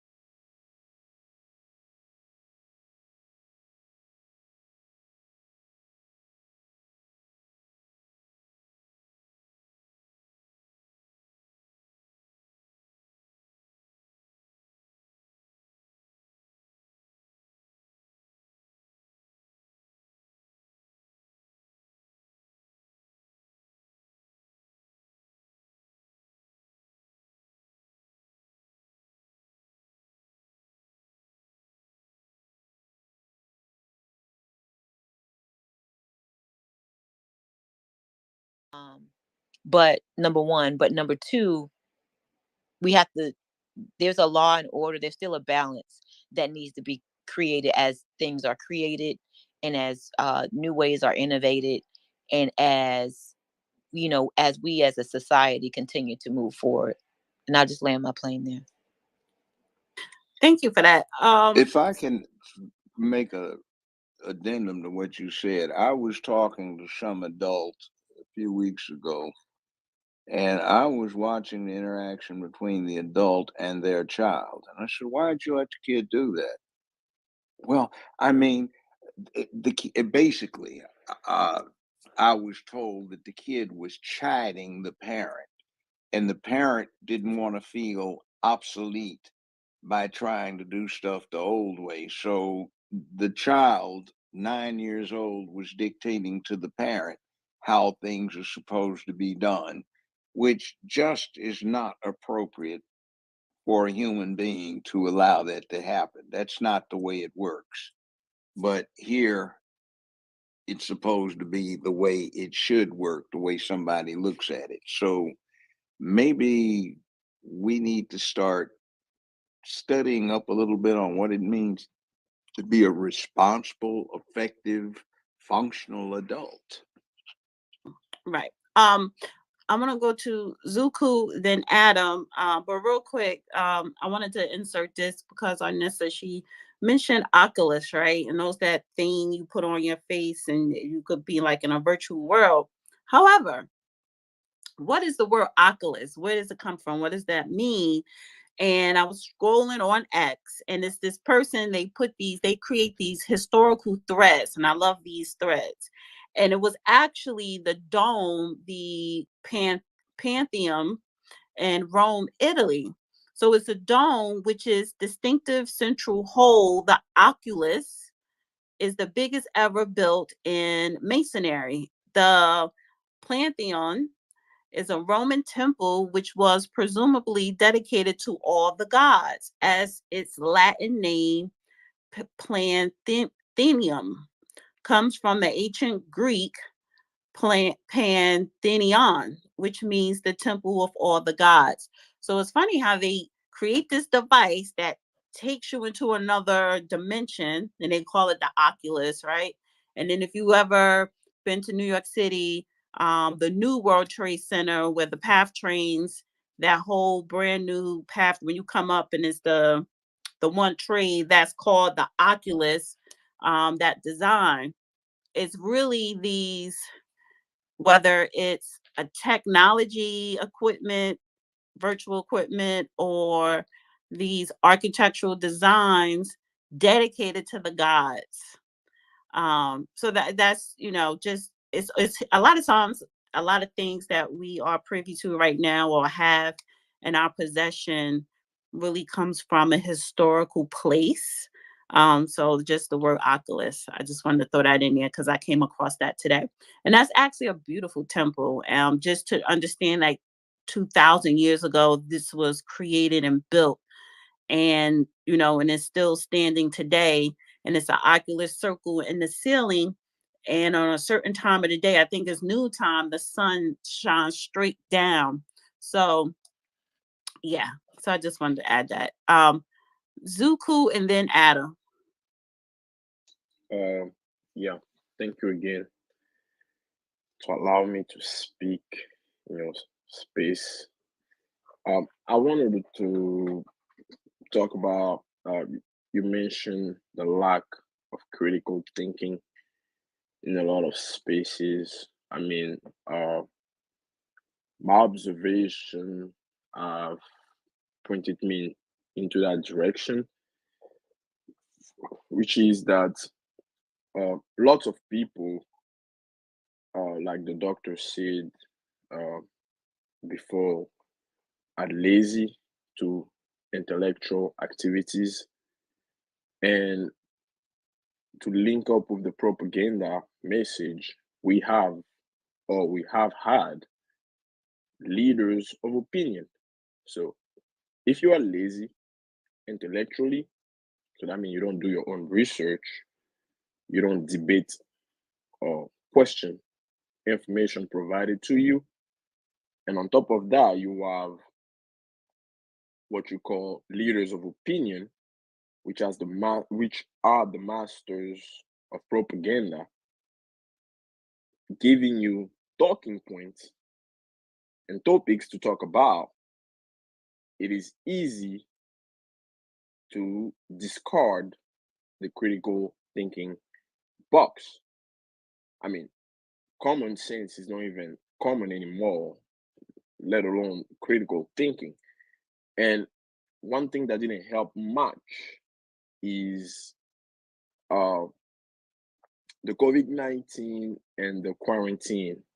So during that time, everybody was restricted to his personal world. You know, what do I think about the world? How do I view the world? What are the people I associate myself with? So forth and so on. And within that period of time, people kind of change their ways. So that means being quarantined helped emphasize, uh, I wouldn't say bad habit or good habit, but emphasize certain behavior that are leaning to the lack of that critical thinking. So that means people will keep playing the video games they play, they will keep watching the master propagandist they watch, and the more and more, the less and less they will question themselves and question the information in front of them. I come back again to that video that I posted. I'm sorry, but I come back to that because in that video, one thing I find interesting, the so-called spy from the Soviet Union talk about abundance of information. So we live in an age, and my dad used to tell me when I was growing up that why are you asking me all these questions? You guys are the more favored generation ever. You have the internet where you can go and research and look up everything you want and inform yourself. When I was growing up, we only had books, and books was only favored to the one that could afford it. So if you couldn't even afford the book, the information was so precious that if you couldn't afford the book, you had to go to the library and hope to find the book that you need or that you're looking for. And so that information becomes so precious that when you get it, you really question yourself. You go through such length of thinking to make sure that the information provided to you in those books are not the wrong one. They're not trying to push certain agenda on you and so forth. And my dad used to tell me that when I ask him question about this or that, he'd be like, "Well, you guys have the internet now. Why are you asking me this question? You don't read anymore, or I don't see you reading, but I see you on your phone all the time. So why don't you just look it up and find the information for yourself? Because you have all." And the reason why I linked this to the video is that once somebody, and I talked about COVID, once somebody has been indoctrinated, I mean, castrated from society, is alone in his kind of super cell, I would say that like that, like private prison cell, if you want. So in his own confine of his home, listening to the same thing he listens all the time, not interacting with opposite or adversary opinions about certain topics, that builds up and become indoctrination. And then that person comes out, though that person is presented with abundance of information, they discard the information because they have talking points that have been fed to them, and those talking points they will keep running about, they will keep talking about. So critical thinking at that stage of the indoctrination and at that stage of the demoralization of a nation is no longer in effect. And we need, and George Joe Brown said it, if we are parents right now, it's our duty to raise uh, responsible, functional human beings. Otherwise, we end up with people. Uh, I mean, we can't blame them. You know, mom and dad said it's okay. Uh, School says it's okay. He had no backlash on his behavior. So for him, this is okay behavior. And unless he meets somebody from a different corner of the world or what have you, that actually question his behavior and tell him, well, what you're doing, I don't think is right. That's where the actual click coming in that person's mind. And when critical thinking is out of the box, it becomes hard for such individual to question themselves and rectify the shot. And they keep on doing the same behaviors and the same habits again and again. So to the point of the lady that left, unfortunately, technology, whether we like it or not, whether your son, nephew, grandson is on the Oculus or what have you, is not different than me or you talking on spaces. It's literally the same concept, using a device to connect to somebody else and have a talk when your neighbor might not be that person you want to talk about it, because he's going to get into his feelings because he doesn't check the critical thinking box, and who knows what he might do to you tomorrow. So to preserve your peace, well, I'm not going to engage too much with that guy. I'd rather find some people everywhere they be in the world using what technology provide me with.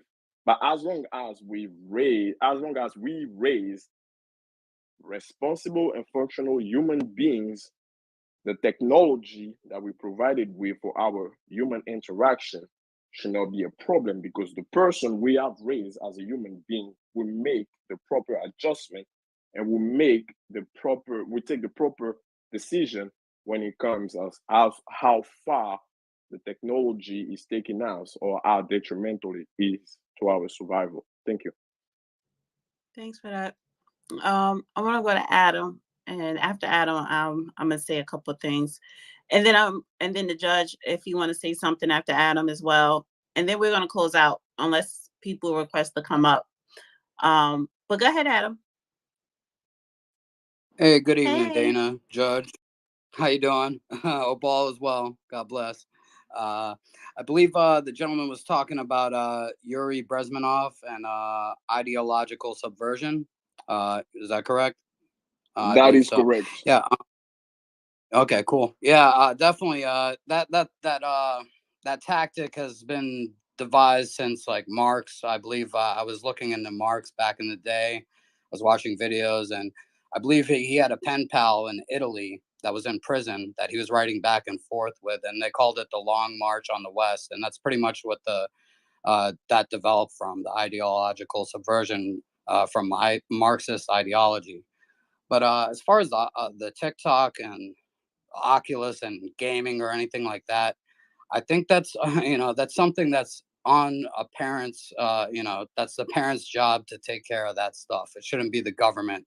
You don't want the government raising your children, because look at what they're doing. The government uh they have bills in Maine that they're basically trafficking, allowing kids to be trafficked for transgender surgery, and then the parents lose the rights. Like, let's say if you're in Massachusetts and your son shows that the teacher asks him, hey, do you like playing with these dolls? Do you like this? Oh, you must be identifying as a girl.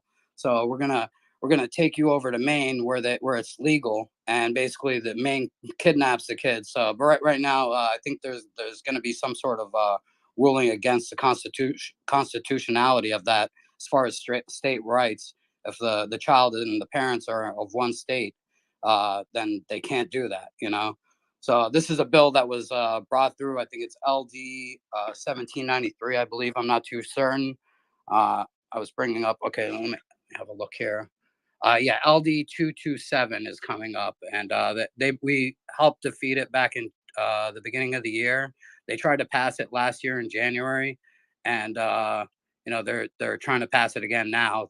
Even the person that brought the bill forward voted against it, because we pounded their emails with their email addresses with a bunch of emails, demanding that they put a stop to this. So even the person that brought the bill forward voted against it, but it was like, I think it was 27-0 or 12-0, something in that sort of ruling.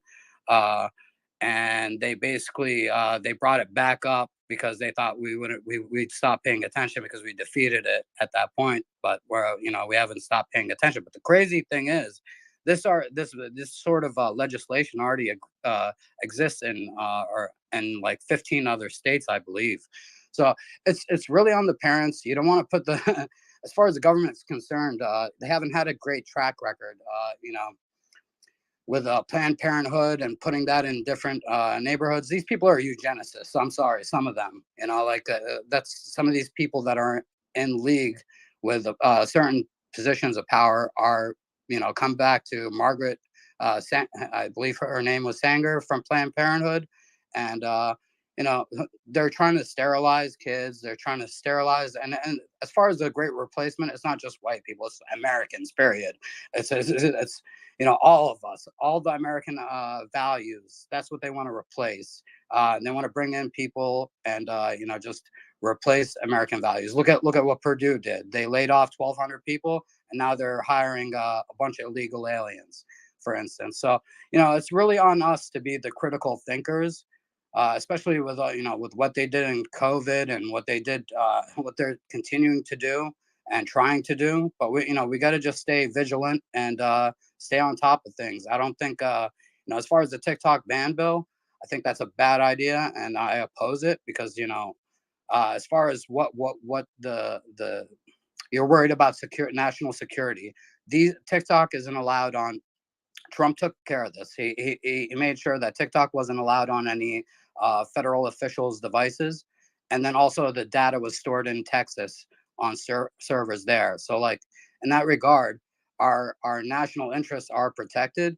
But as far as like what the propaganda that's on TikTok, that's on the parents to not let their kids lock down their kids' devices from apps. Be smart. Get technologically smart and learn how to lock down these devices and know what's out there for your kids. I'm not a parent, so I can't really speak too much on it, but I'd hope that parents are taking this seriously and you know, you know, one thing I could say is for these apps, I could say maybe put an age limit on them and have lockdown devices, that have app filters on them for kids until they reach the age of 18 or 16, whatever the parent wants to decide to allow their kids to access certain apps. That's something, if that doesn't exist already, I haven't really looked into it because I'm not a parent, but I would suggest anybody that is a parent to look into that. See if you can lock down your kids' devices from apps. Speak to the cellular provider. Push on them to provide devices that are lockable as far as applications go and website traffic. Because I know if you do set up a system for a company, you could there's basically a list that you can put, like, that the employee can't reach any of these websites except the websites that you permit them to. So it's really like learning the technology and being a vigilant, critical thinking, smart parent. And I'll land my plane there. Thank you, Dana. Sorry for the No. rant there. And real quick, Zuku, I was you requested come back up, and when I do bring you on, it says an error. So maybe you want to drop down and come back up and try it again. Okay, now you're a speaker.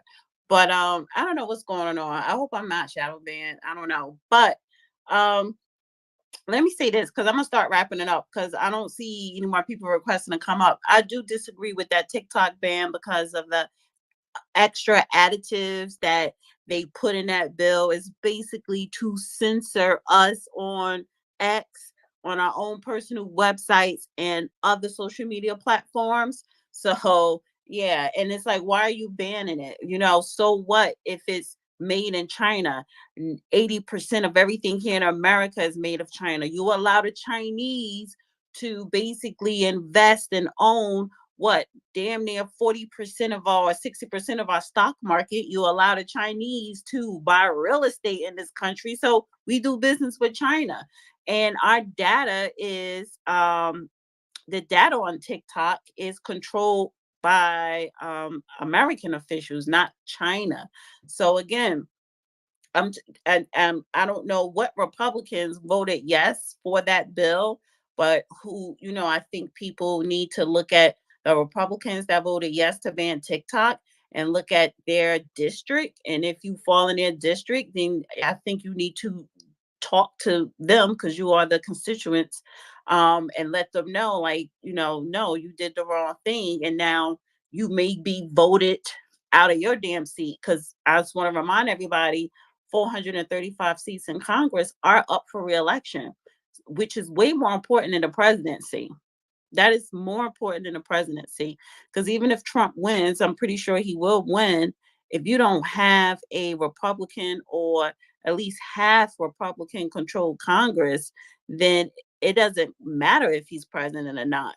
If the Democrats control Congress, which is bad. And that's their focus. Their focus isn't Joe Biden, because they know they're going to lose the presidency. Their focus is Congress. And going back to propaganda, the propaganda is they're trying to make you believe that Biden is running against Trump. They're trying to make you believe you got to vote for Biden, or who can we put in Biden's position if he gets sick to defeat Trump. That's the propaganda, how to defeat Trump. That's not their plan. No, that's part of their plan, is to deflect you with propaganda on how to defeat Trump, because what they're really trying to do is make sure that they are controlling the House. The Senate is one thing. You still got to look at the Senate, because yes, it's Republican control, but at the same time, you have a Democrat VP that could break certain ties if a Republican decide to cross over and vote against the party. So again, all eyes should be on Congress. And the propaganda is to make you think that Trump is the bad guy and we're trying to defeat Trump, and everybody's arguing on you can't defeat him. Focus on Congress because that's more important. And also in the chat here, when I mentioned the Oculus, and people got to understand this, and maybe next week we could talk more about history, is when we have a virtual device called the Oculus, history repeats itself. What does that mean? It means a temple for the gods. So in the chat, they're like, oh, pagans and satanic. No, it's not satanic. What makes you think that that temple built by the masonry, in Rome was satanic? Satanic. So, so again, I just think if, and maybe you're Christian, so maybe you know, you were propagandized to believe that. But there are a lot of people who believe the gods existed. But anyway, I think that what we think is brand new technology is basically history just reinvented. And history always repeats itself. Judge, did you want to say anything? He's been muted the whole time, and I don't know if he's even still there. Are you still there? I was trying to get off mute. Look. Oculus is Latin for eye. In other words, if you said oculus, all you're doing is saying eye in Latin, meaning your eyeball. So it's no big thing. It's just Latin. Like, for example, amen, A-M-E-N. Does anybody actually know what that means? In Latin, it means it is so, or so be it. So when people say amen, Reverend, they just mean it is so, Reverend, or so be it, Reverend. Right, you're right. The Oculus, words, because I'm sorry, I don't mean to interrupt you. It just means eye. Right, because the Oculus, when it comes to this dome in Rome, yeah, it's a circle at the top of the dome, which looks like a round eye. Yeah, it's the eye to the heavens. And anyway, it's Latin, and it's not unchristian because for a long time, until the last few decades, the Catholic Church always conducted its services in Latin. It's only in the last several decades that the Catholic Church has used lay language. So how can something that is part of the most ancient Christian tradition in terms of the used language become anti-Christian? It's not. It's just our unfamiliarity with a lot of things. See, we don't get it sometimes. There is a benefit to becoming educated. Whether your education is being able to track deer or antelope through a forest so you can hunt them and eat them and not starve, or whether that education is learning the physics and the math that are behind why the cell phones that we're all using on this Twitter space work. You see, if you're going to be living thousands of years ago up until a few hundred years ago, you needed to learn how to track game through a forest. You need to learn how to chip flint, nap flint, to make your tubes, to make other stuff. You needed to learn a lot. So now we're in the 21st century and everybody's too damn lazy to learn what is necessary in order to operate as a full force in the 21st century. It's amazing. And it doesn't even require that you sweat. It's just pay attention. Put the Oculus on that is a virtual reality tool that has become named the eye, and invent something so you can study with it if you don't want to read a book. But we don't do that. We want 5-10 second sound bites to explain reality, things that people spend years trying to study and trying to perfect the communication skills to convey to other people who are willing to spend the time to learn something. Remember, you're born, and unless something unfortunate happens to you, you have a few decades of life before you check out. Spend that time wisely, because your life is not supposed to end when you get able to afford the motel room to go knock the nookie out or give it up. You still have a productive life ahead of you. So be able to spend it in a productive fashion. Keep working at it. Learn your game. Learn the plan. Learn how the landscape works. Learn how you get along in the landscape. Take advantage of the technology that's there. Learn how to work the technology. Don't just be a helpless somebody drug along by people who know how to do it and you were too lazy to pay attention. Amen. It is so. And so it is. Past. Um, Yeah. I want to go to Adam Denzuku. I don't see any more requests. And we'll just close out. I'll have my last remarks, and the judge will close out the space. Go ahead, Adam. I think Zuko put his hand up. Yeah, I'm gonna go to Adam first, and then Zuku. I'll be quick. Yeah, what Dana just said in regards to TikTok, Bill, that is critical thinking. They're trying to bait and switch. Like you said, their target is X, and this is just their means to get to the X. And X marks the spot. That's what they're after. That's their target. And this is just like like a boogeyman. Like, hey, it's the CCP, so you get the Republicans to jump on board and be like, oh yeah, this is a CCP app. We got to take this out. And then we end up taking our one free speech platform that's actually out there. That's mainstream free speech platform where we could discuss ideas, defeat bad ideas, and move forward as a society, which is a great tool that Elon bestowed upon us compared to what it used to be. And thank you for the discernment, Dana, and the critical thinking. I was definitely dancing while you were talking. yeah. I mean, may I add something to this mix real quick? There are two things here. I think there is dissimulation with this attack on TikTok. Is somebody trying to cover, as you said, sir, a collateral attack on X? Or is somebody trying to attack the People's Republic of China and not having the nerve to do it directly because of the compromised situation that they might find themselves in? The People's Republic of China has a tremendously large website. Visit it sometimes and see what's in there. And they talk about the ability to use TikTok as a mechanism to influence the American public without them being aware of how they're being influenced. But I think that is collateral damage that takes advantage of something we can't get away from, and we have to put up with the collateral damage, and that's called free speech, which is absolutely necessary for a system like ours to work. You cannot have censorship, you cannot have exclusion, because the true test is the ability of ideas that are vigorously and closely examined in the context of other ideas that are put out there and subject to the same sort of examination.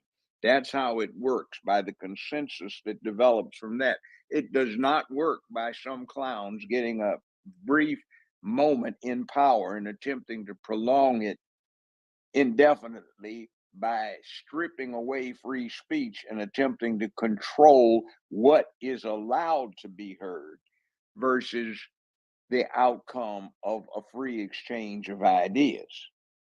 I pass the mic.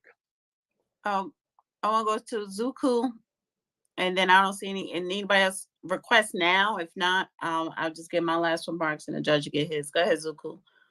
Yes, thank you. This deposition is going to be different than the previous two.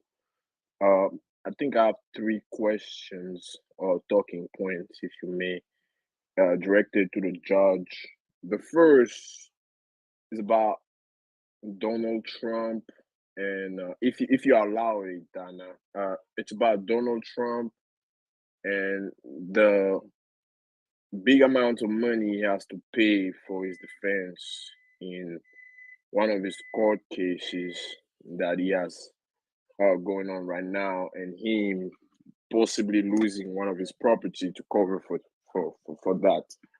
Uh, if the judge wants to explain that further, I hope he takes note.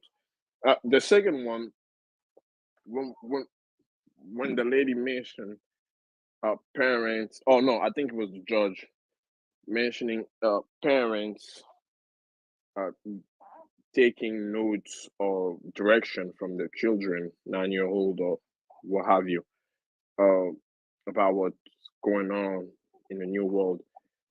My little intake on that is, and that links with the uh, illegal migrants as well, is that when you have a society where I guess life is so strenuous and at the same time economically, I would say burdensome, which means cost of life is significantly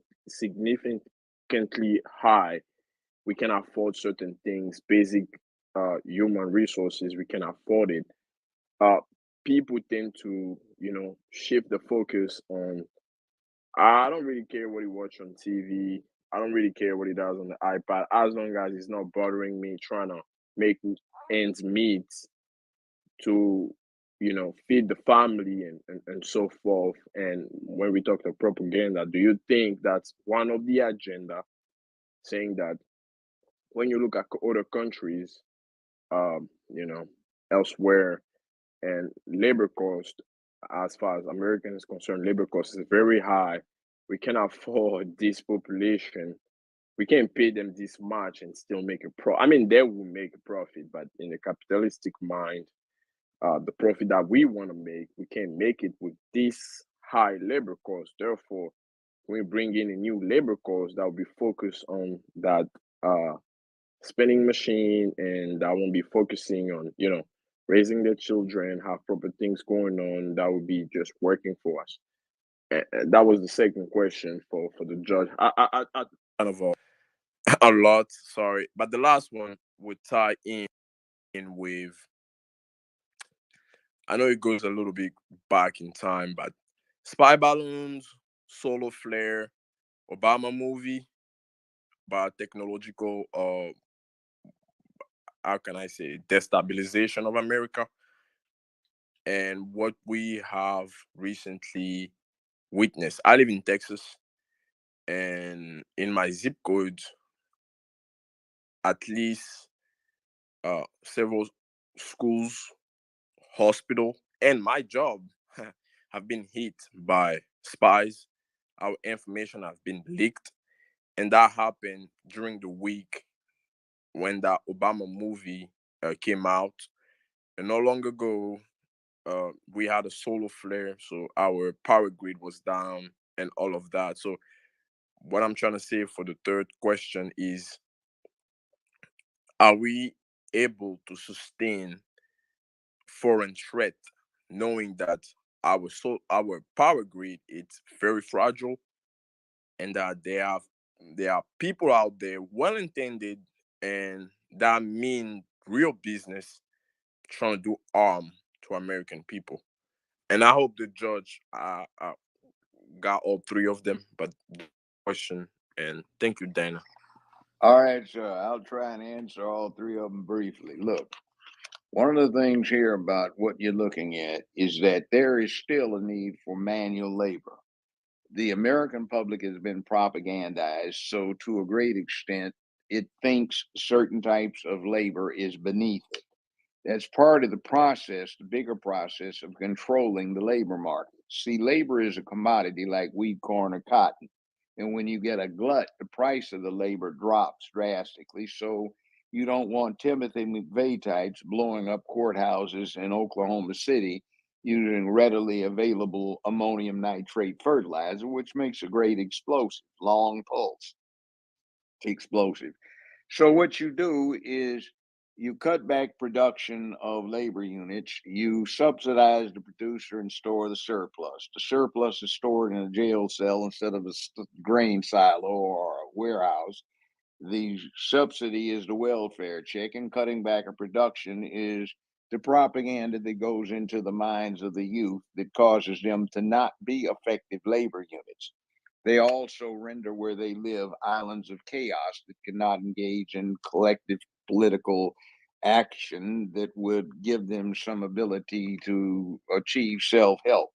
Next thing is one of the reasons that we have, in addition to the labor call thing, with the need for illegals, is simply to up the vote count in places like California, Illinois, and New York, so that they, under Article 1 of the U.S. Constitution, would be entitled to greater representation in the House of Representatives, in Congress, without those people actually being able to vote. Now, there's some people that are upsetting that cart by trying to get them to vote. One federal judge that was appointed by the Obama tang boy, Obama, actually has ruled that aliens, illegal aliens, are entitled to purchase and possess firearms, which kind of throws a monkey wrench in the whole scheme that is out there right now about who can purchase them. Aside from that, there is another thing here too about, we have this little problem with the Middle East right now, Gaza, Palestine, and then we have a problem with Ukraine. And one side or the other is looking at us as either friend or foe. And a lot of people who look at it as foe in the Middle East are not nicely disposed to the B-1 bombers that are hovering for hours and getting refueled on these 32-hour missions between the Middle East and the United States. Most of the 24 operational B-1s that we have are based in Texas. They're not very far from the border. So since the individuals that get done in by these smart munitions can't shoot down the B-1s, how about they interdict them at their base and they walk across the border with some RPGs that nobody checked to see whether they were in possession of, and they situate themselves, which is within a day's journey of the southern border, and take out the B-24s, B-1s rather, on the runways at the air base in question. I won't mention the name of it. I don't want to give anybody any ideas, but we have a situation that you can see in the movie with Al Pacino. He plays Scarface. He is the Cuban who has been released from one of Castro's prisons that the Cubans are trying to get rid of. He comes to America and he sets up a cocaine ring, and he contributes greatly to the drug problem in the United States. He helps defeat the war on drugs that a certain president came up with about 45 years ago. Now, that said, why are we inviting these people in? Now, I don't mind people who come in, stand in line, and prepare and pay the dues to be a good citizen and become citizens. I paid the dues to become a member of the bar. I paid the dues to go to law school. I paid the dues to join this, that, and the other fraternal organization I might belong to. All right. There are dues to be paid, there are initiations to be paid. And then when you get the dues and you pay them and you pay the cost to be in that club, okay, fine. But I don't think it's fair to anybody that has been nationalized and not born here for somebody to just jump in the front of the line and do nothing, who's demonstrated not a damn thing about their fitness for citizenship, what they're bringing in. We've got diseases that are rampant where a lot of these people are coming from. We've got major drug cartels. We've got crime and racketeering going on, and we're letting these people come through. We've got sexual predators and offenders coming through. We've got people that are mentally ill, and nobody's giving a damn about it. We are giving away money for them. We even had a thing where we were flying people on aircraft to come in here so that they could avoid what was necessary. We've got federal laws that make this felony activity. And then we've got other felonies called harboring a federal fugitive, which by definition is anyone who is in a condition of law breaking. So we have conspiracy to set up sanctuary cities and other things that ought to lead to these people being severely prosecuted.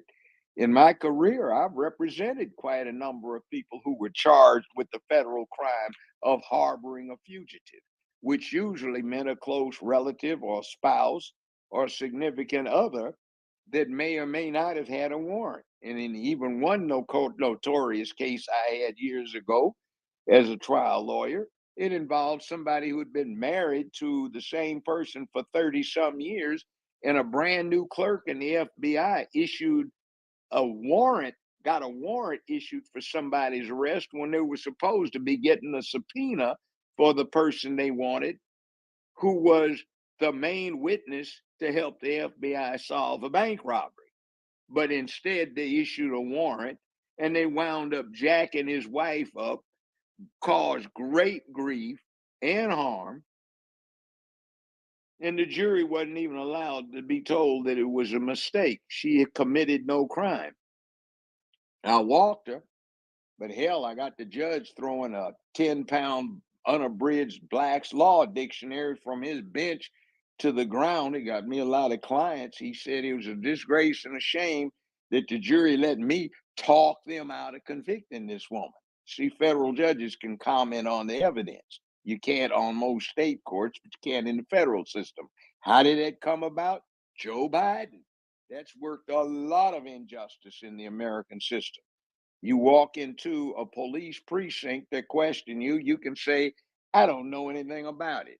You say, well, we got you here for this robbery that it seems your brother was involved in, and they say that you provided a car. I don't know what the hell you're talking about. That's fine. But thanks to Joe Biden and Eastland and Faubus and Byrd, you now have some federal legislation in place that says when the FBI says you're here for this bank robbery, your brother so and so, and you say, I don't know anything about it, they just told you what something about it was. So they can't get you found guilty on the other 8 or 9 counts of the indictment, but they get you found guilty on that one. See, there's all kinds of stuff going wrong here. And we have to do our duty as citizens to stand up and say, this needs to be exposed. I'm not going to use the excuse nobody's counting my vote, because they are. I'm not going to use the excuse they are rigging the voting machines. They are doing that too. But we still have to cast the vote so we can catch them at their crookedness.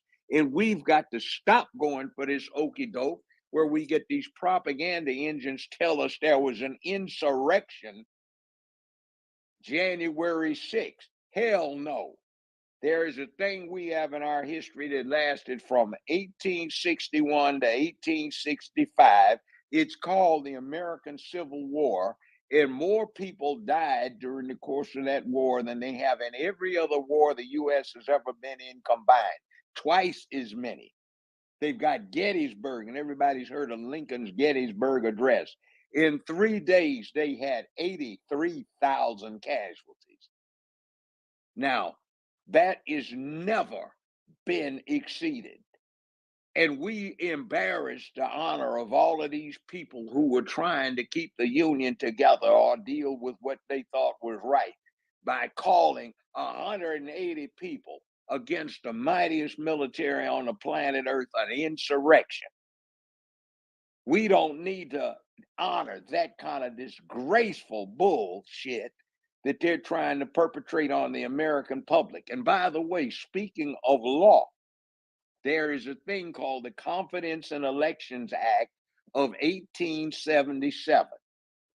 What is supposed to happen is when the public shows a demonstrated lack of confidence in the election, the Vice President of the United States of America is supposed to decline to certify the Electoral College presentation and call for the formation of the committee that the act designates.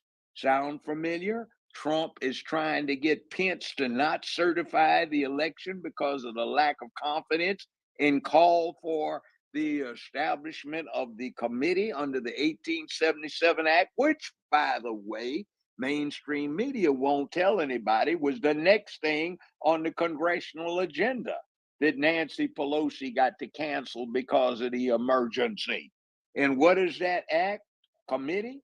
It means there are 5 members from the House, 5 from the Senate, and 5 from the Supreme Court. The majority of whatever particular chamber is involved gets 3 people, and the minority gets 2. And the 15 of them are supposed to take a minimum of 10 days to audit the election results and take as long as necessary thereafter if they feel that is called for. And that's what was the next thing on the agenda that day that got blocked by 180 people committing a glorified case of trespass. And when you talk about demonstrations in Washington, D.C., I've been alive, grown man, when they have had 110,000 people crowding the Capitol to demonstrate it was against the war. I've seen people clown. They have had sword fights, boxing matches, and shootings on the floor of Congress. And that little lightweight demonstration was nowhere in hell near an insurrection to embarrass all of those people who died in the American Civil War. Now, that was an insurrection, and that's what that 14th Amendment provision was about. A war where more people died in it, twice as many died in it as has ever died in all of the rest of the wars the United States has ever been in. So when somebody says insurrection, they are dishonoring all of those valiant, brave men. And it's disgusting. So let's get a sense of purpose here. And back to the original point, there's a great deal to do, a great deal to be said, because over the last 50 years, my adulthood, I have seen the efforts made, severe efforts to propagandistically degrade a sense of understanding, of degrade honor, dignity, and obligation and human values that have gotten us from cave to condominium. And it is a disgrace to watch this degradation, this degeneracy that has come in where people feel they are entitled to be protected. People feel they are entitled to their freedom. You aren't entitled to that. You're only entitled to what you earn, not somebody giving it to you. And until we get into the position of once again saying our freedom, our liberty, even if not perfected at this point, it's worth really putting it on the line to try and get. And I do not countenance people who say, yeah, you know, the white men or white supremacists. The hell with that. Get your shit together and do what's necessary to stand up for it. In another 7 to 12, maybe 15 years, there's not going to be any damn majority anyway. So you might as well get ready for the idea there's no damn excuse. It's like I live in Memphis, the largest predominantly black city in America. Fools here talk about white supremacy. The county mayor is black. The city mayor is black. The chief of police is a black female. The sheriff is a black man. 75% of the jury pool is black. 60% of the criminal court judges are black and female. The juvenile court judge is a black man. Everybody around here, majority of the city council is black. Majority of the county commission's black. The majority of the county board of education, etc., is black. Where the hell is the white supremacy? There is none. It's just a lame excuse to evoke passions in the ignorant so they don't get it that they are in charge of their own circumstances. And if anybody is responsible for it being messed up, you can look in the mirror in the morning and see one of them's not trying hard enough or one of them is an active participant in a screw up. So let's get it together, people. We have an opportunity here. We have a thing that is encroaching upon our humanity. There are some people, and I'm not just talking about homosexuals, they have a right to do what they want. If they're in the bedrooms, get the damn freak on. But we've got a cult centered around that, that is a religion that is being spread with the zeal of a new religion. You can go to an embassy or a consulate everywhere in the world, and you got an American flag with a damn rainbow on it.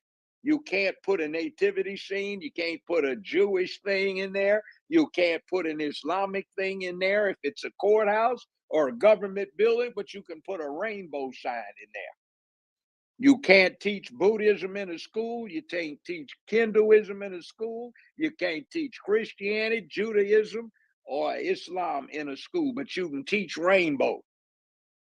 And they are trying to screw this whole damn planet up, because the bottom line is this new religion that is the rainbow cult is predicated on no responsibility, no obligation, no accountability, no duty, no honor, no principle, no purpose, no cause, no shame, no guilt.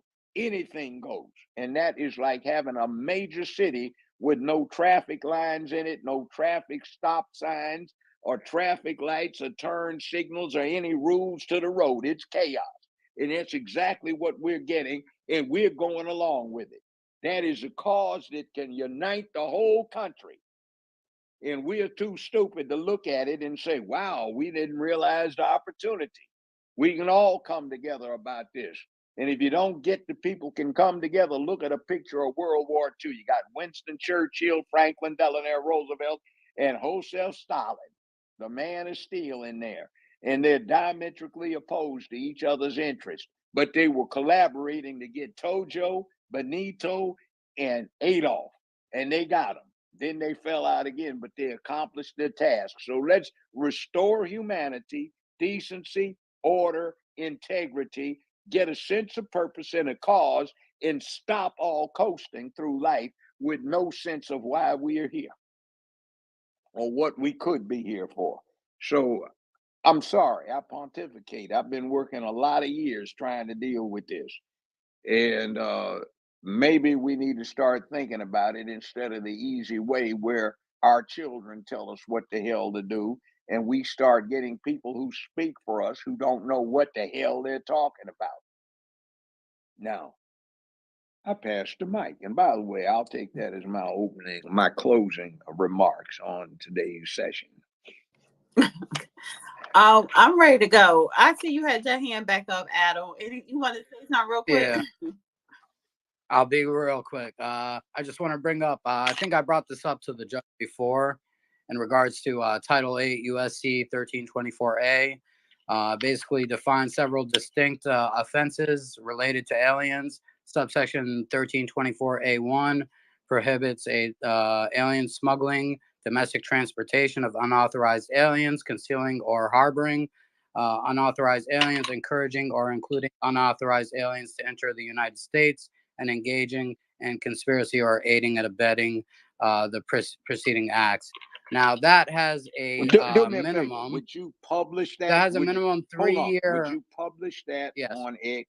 Just put it out there so Yeah. people can see it.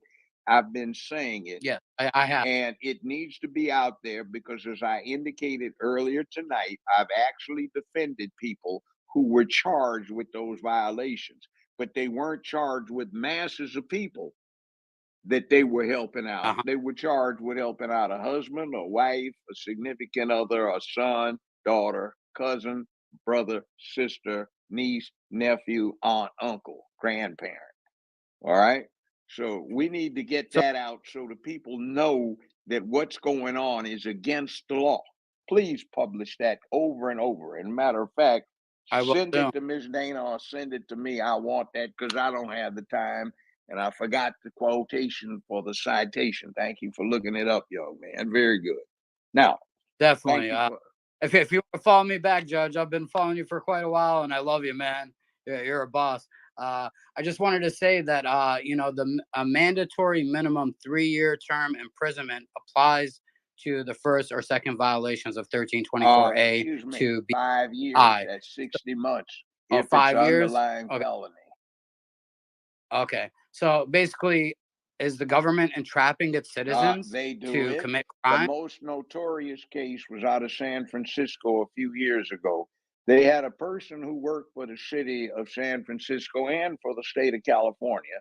And what they were doing was investigating the purity of medicinal marijuana. He had a badge, carried a sidearm. So what goes on is he's tried in a federal court with a jury.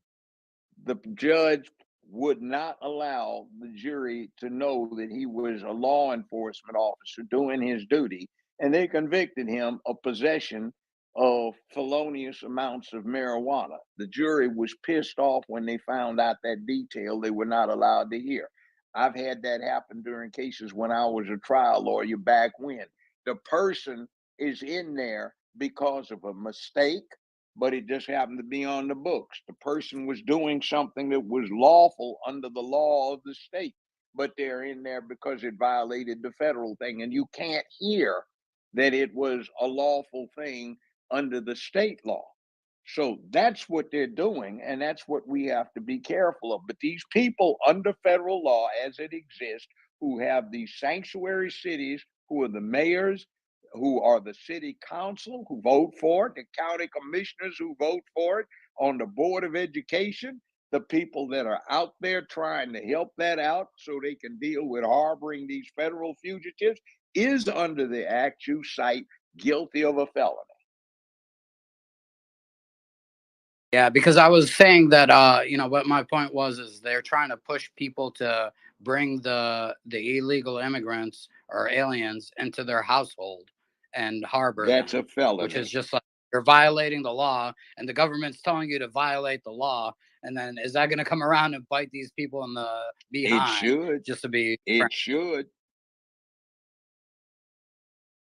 All right. Thank you for your answer, Judge. I appreciate you. I'll get that posted. And if you Okay, want to follow me yeah, back, I am. Which one are you? I'm God looking. bless I you. don't see you. Okay. All right, I got you. Adam. Yeah. Thank you so much, Judge. Okay, I got you. Karabachi. I'm not Italian though. I'm Middle Eastern and Slavic. So it was Karabacic before we moved to the U.S. Karabacic. My father recognized it to Karabaci, and all my friends thought I was Italian growing up. Signore, parlano italiano. Sta bene. Karabaci. Prego. I just followed you. Okay, cool. All right. So I see Much appreciated. God bless. Sir Major requested. After Sir Major, we're just gonna wrap it up. How long we been up here? It's been like a little over 2 hours. I came in here to complain. About what? You and Judge have been absent. You've been tardy. I ain't been seeing y'all. Y'all been on other social media networks making money over there. I know what y'all doing. Y'all got to stop neglecting us people over here, us po folk. Okay. Well, we were smoking on a fanny pack for a month and a half on YouTube. And yeah, the numbers were looking good. I'm a little bit fanny burnt out, but we're resuming back to Fulton County on Thursday. So yeah, and then the judge, he's been busy out of town or whatever. So, we making our way back to, he's making his way back to Twitter space. Well, I haven't stopped posting. So I think I did 6 or 7 times a day. I'm writing a book. So what I'll do is when something comes up that seems relevant to today's stuff, I'll take an excerpt from the book I'm writing and I'll post it. Yeah, that's good. I mean, because I really I miss you all over here, and I really enjoy your spaces, Dana. So I really need for you to try to make some time for your supporters over here, please. Thank you. Yeah, no. We're coming back on Tuesdays and being more consistent with it. And I like this space. It's not a whole lot of people, and a lot of times it's better quality. Sometimes when it's less, my goal is to still have good quality and have with masses of people, but that takes time. And it's you can go video in here now. Yeah, no, I saw that. Okay. Only the host though, right? Right. Yeah. So hopefully they extend it for everybody else. Since Boss Musk got rid of Punk Lemon, somebody suggested that I be brought in to take his place. I could do that. I know back who to that talk up. To. Do that. Right. Yeah, do that. That'd be good. So yeah, so we'll be more consistent on Tuesdays. I don't know, Judge, when I sent you the co-host request, did you see the option of video? Is videos for co-hosts as well, or it's is it only just for the for host. I have no idea. only for the host? It didn't say anything on this for. Okay. Well, we popping on YouTube though, so and YouTube does have the bag, even though they with their bullshit. That's where the bag is at. But thank By everybody. the way, we need to set them up because they are not immune because they're private. If you don't get it, what happens is they impact interstate commerce or communications. That's how one proprietor who has a cake shop gets snatched in front of the U.S. Supreme Court because he wouldn't do a wedding cake for certain people. That's one person in a private business, just one person.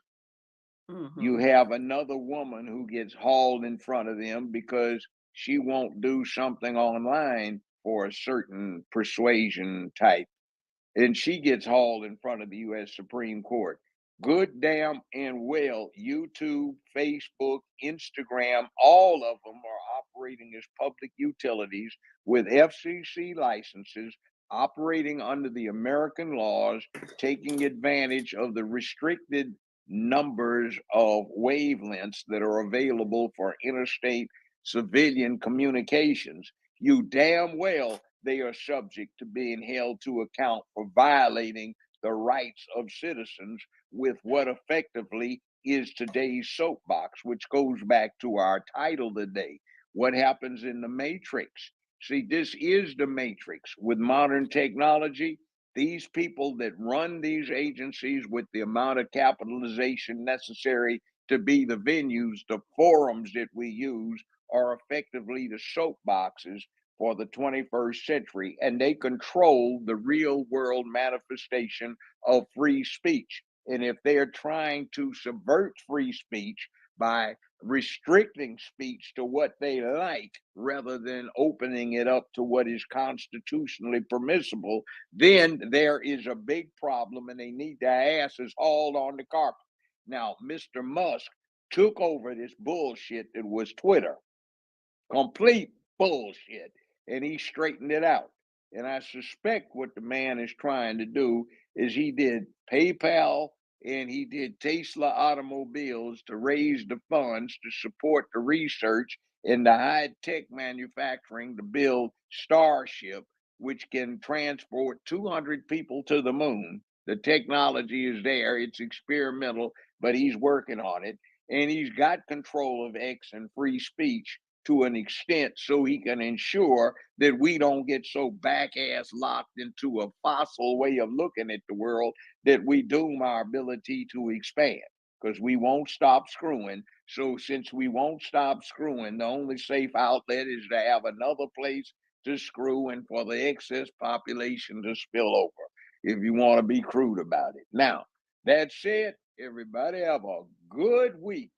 Hump day is tomorrow. Hang on, it'll soon be the weekend. Earn your time off. And with that, good night, everybody. Appreciate you guys tuning in. Great discussion. And I think, Judge, going forward, these Twitter spaces that you hold will be more critical thinking centered, even though it kind of always is anyway. But yeah. You mean you ain't want to just sent that over to you, Dana and Judge. What's that? Sorry. Go ahead. I just sent that bill over to you. The Immigration INA Okay, cool. Act. Cool. All right, just so you know, it's in your inbox. Okay, thanks. Bless you both. And I'll post it and I'll make sure the judge reposts it as well. All right, everybody. Have a wonderful week. We'll see you on YouTube on Thursday. At the Real Dane on YouTube.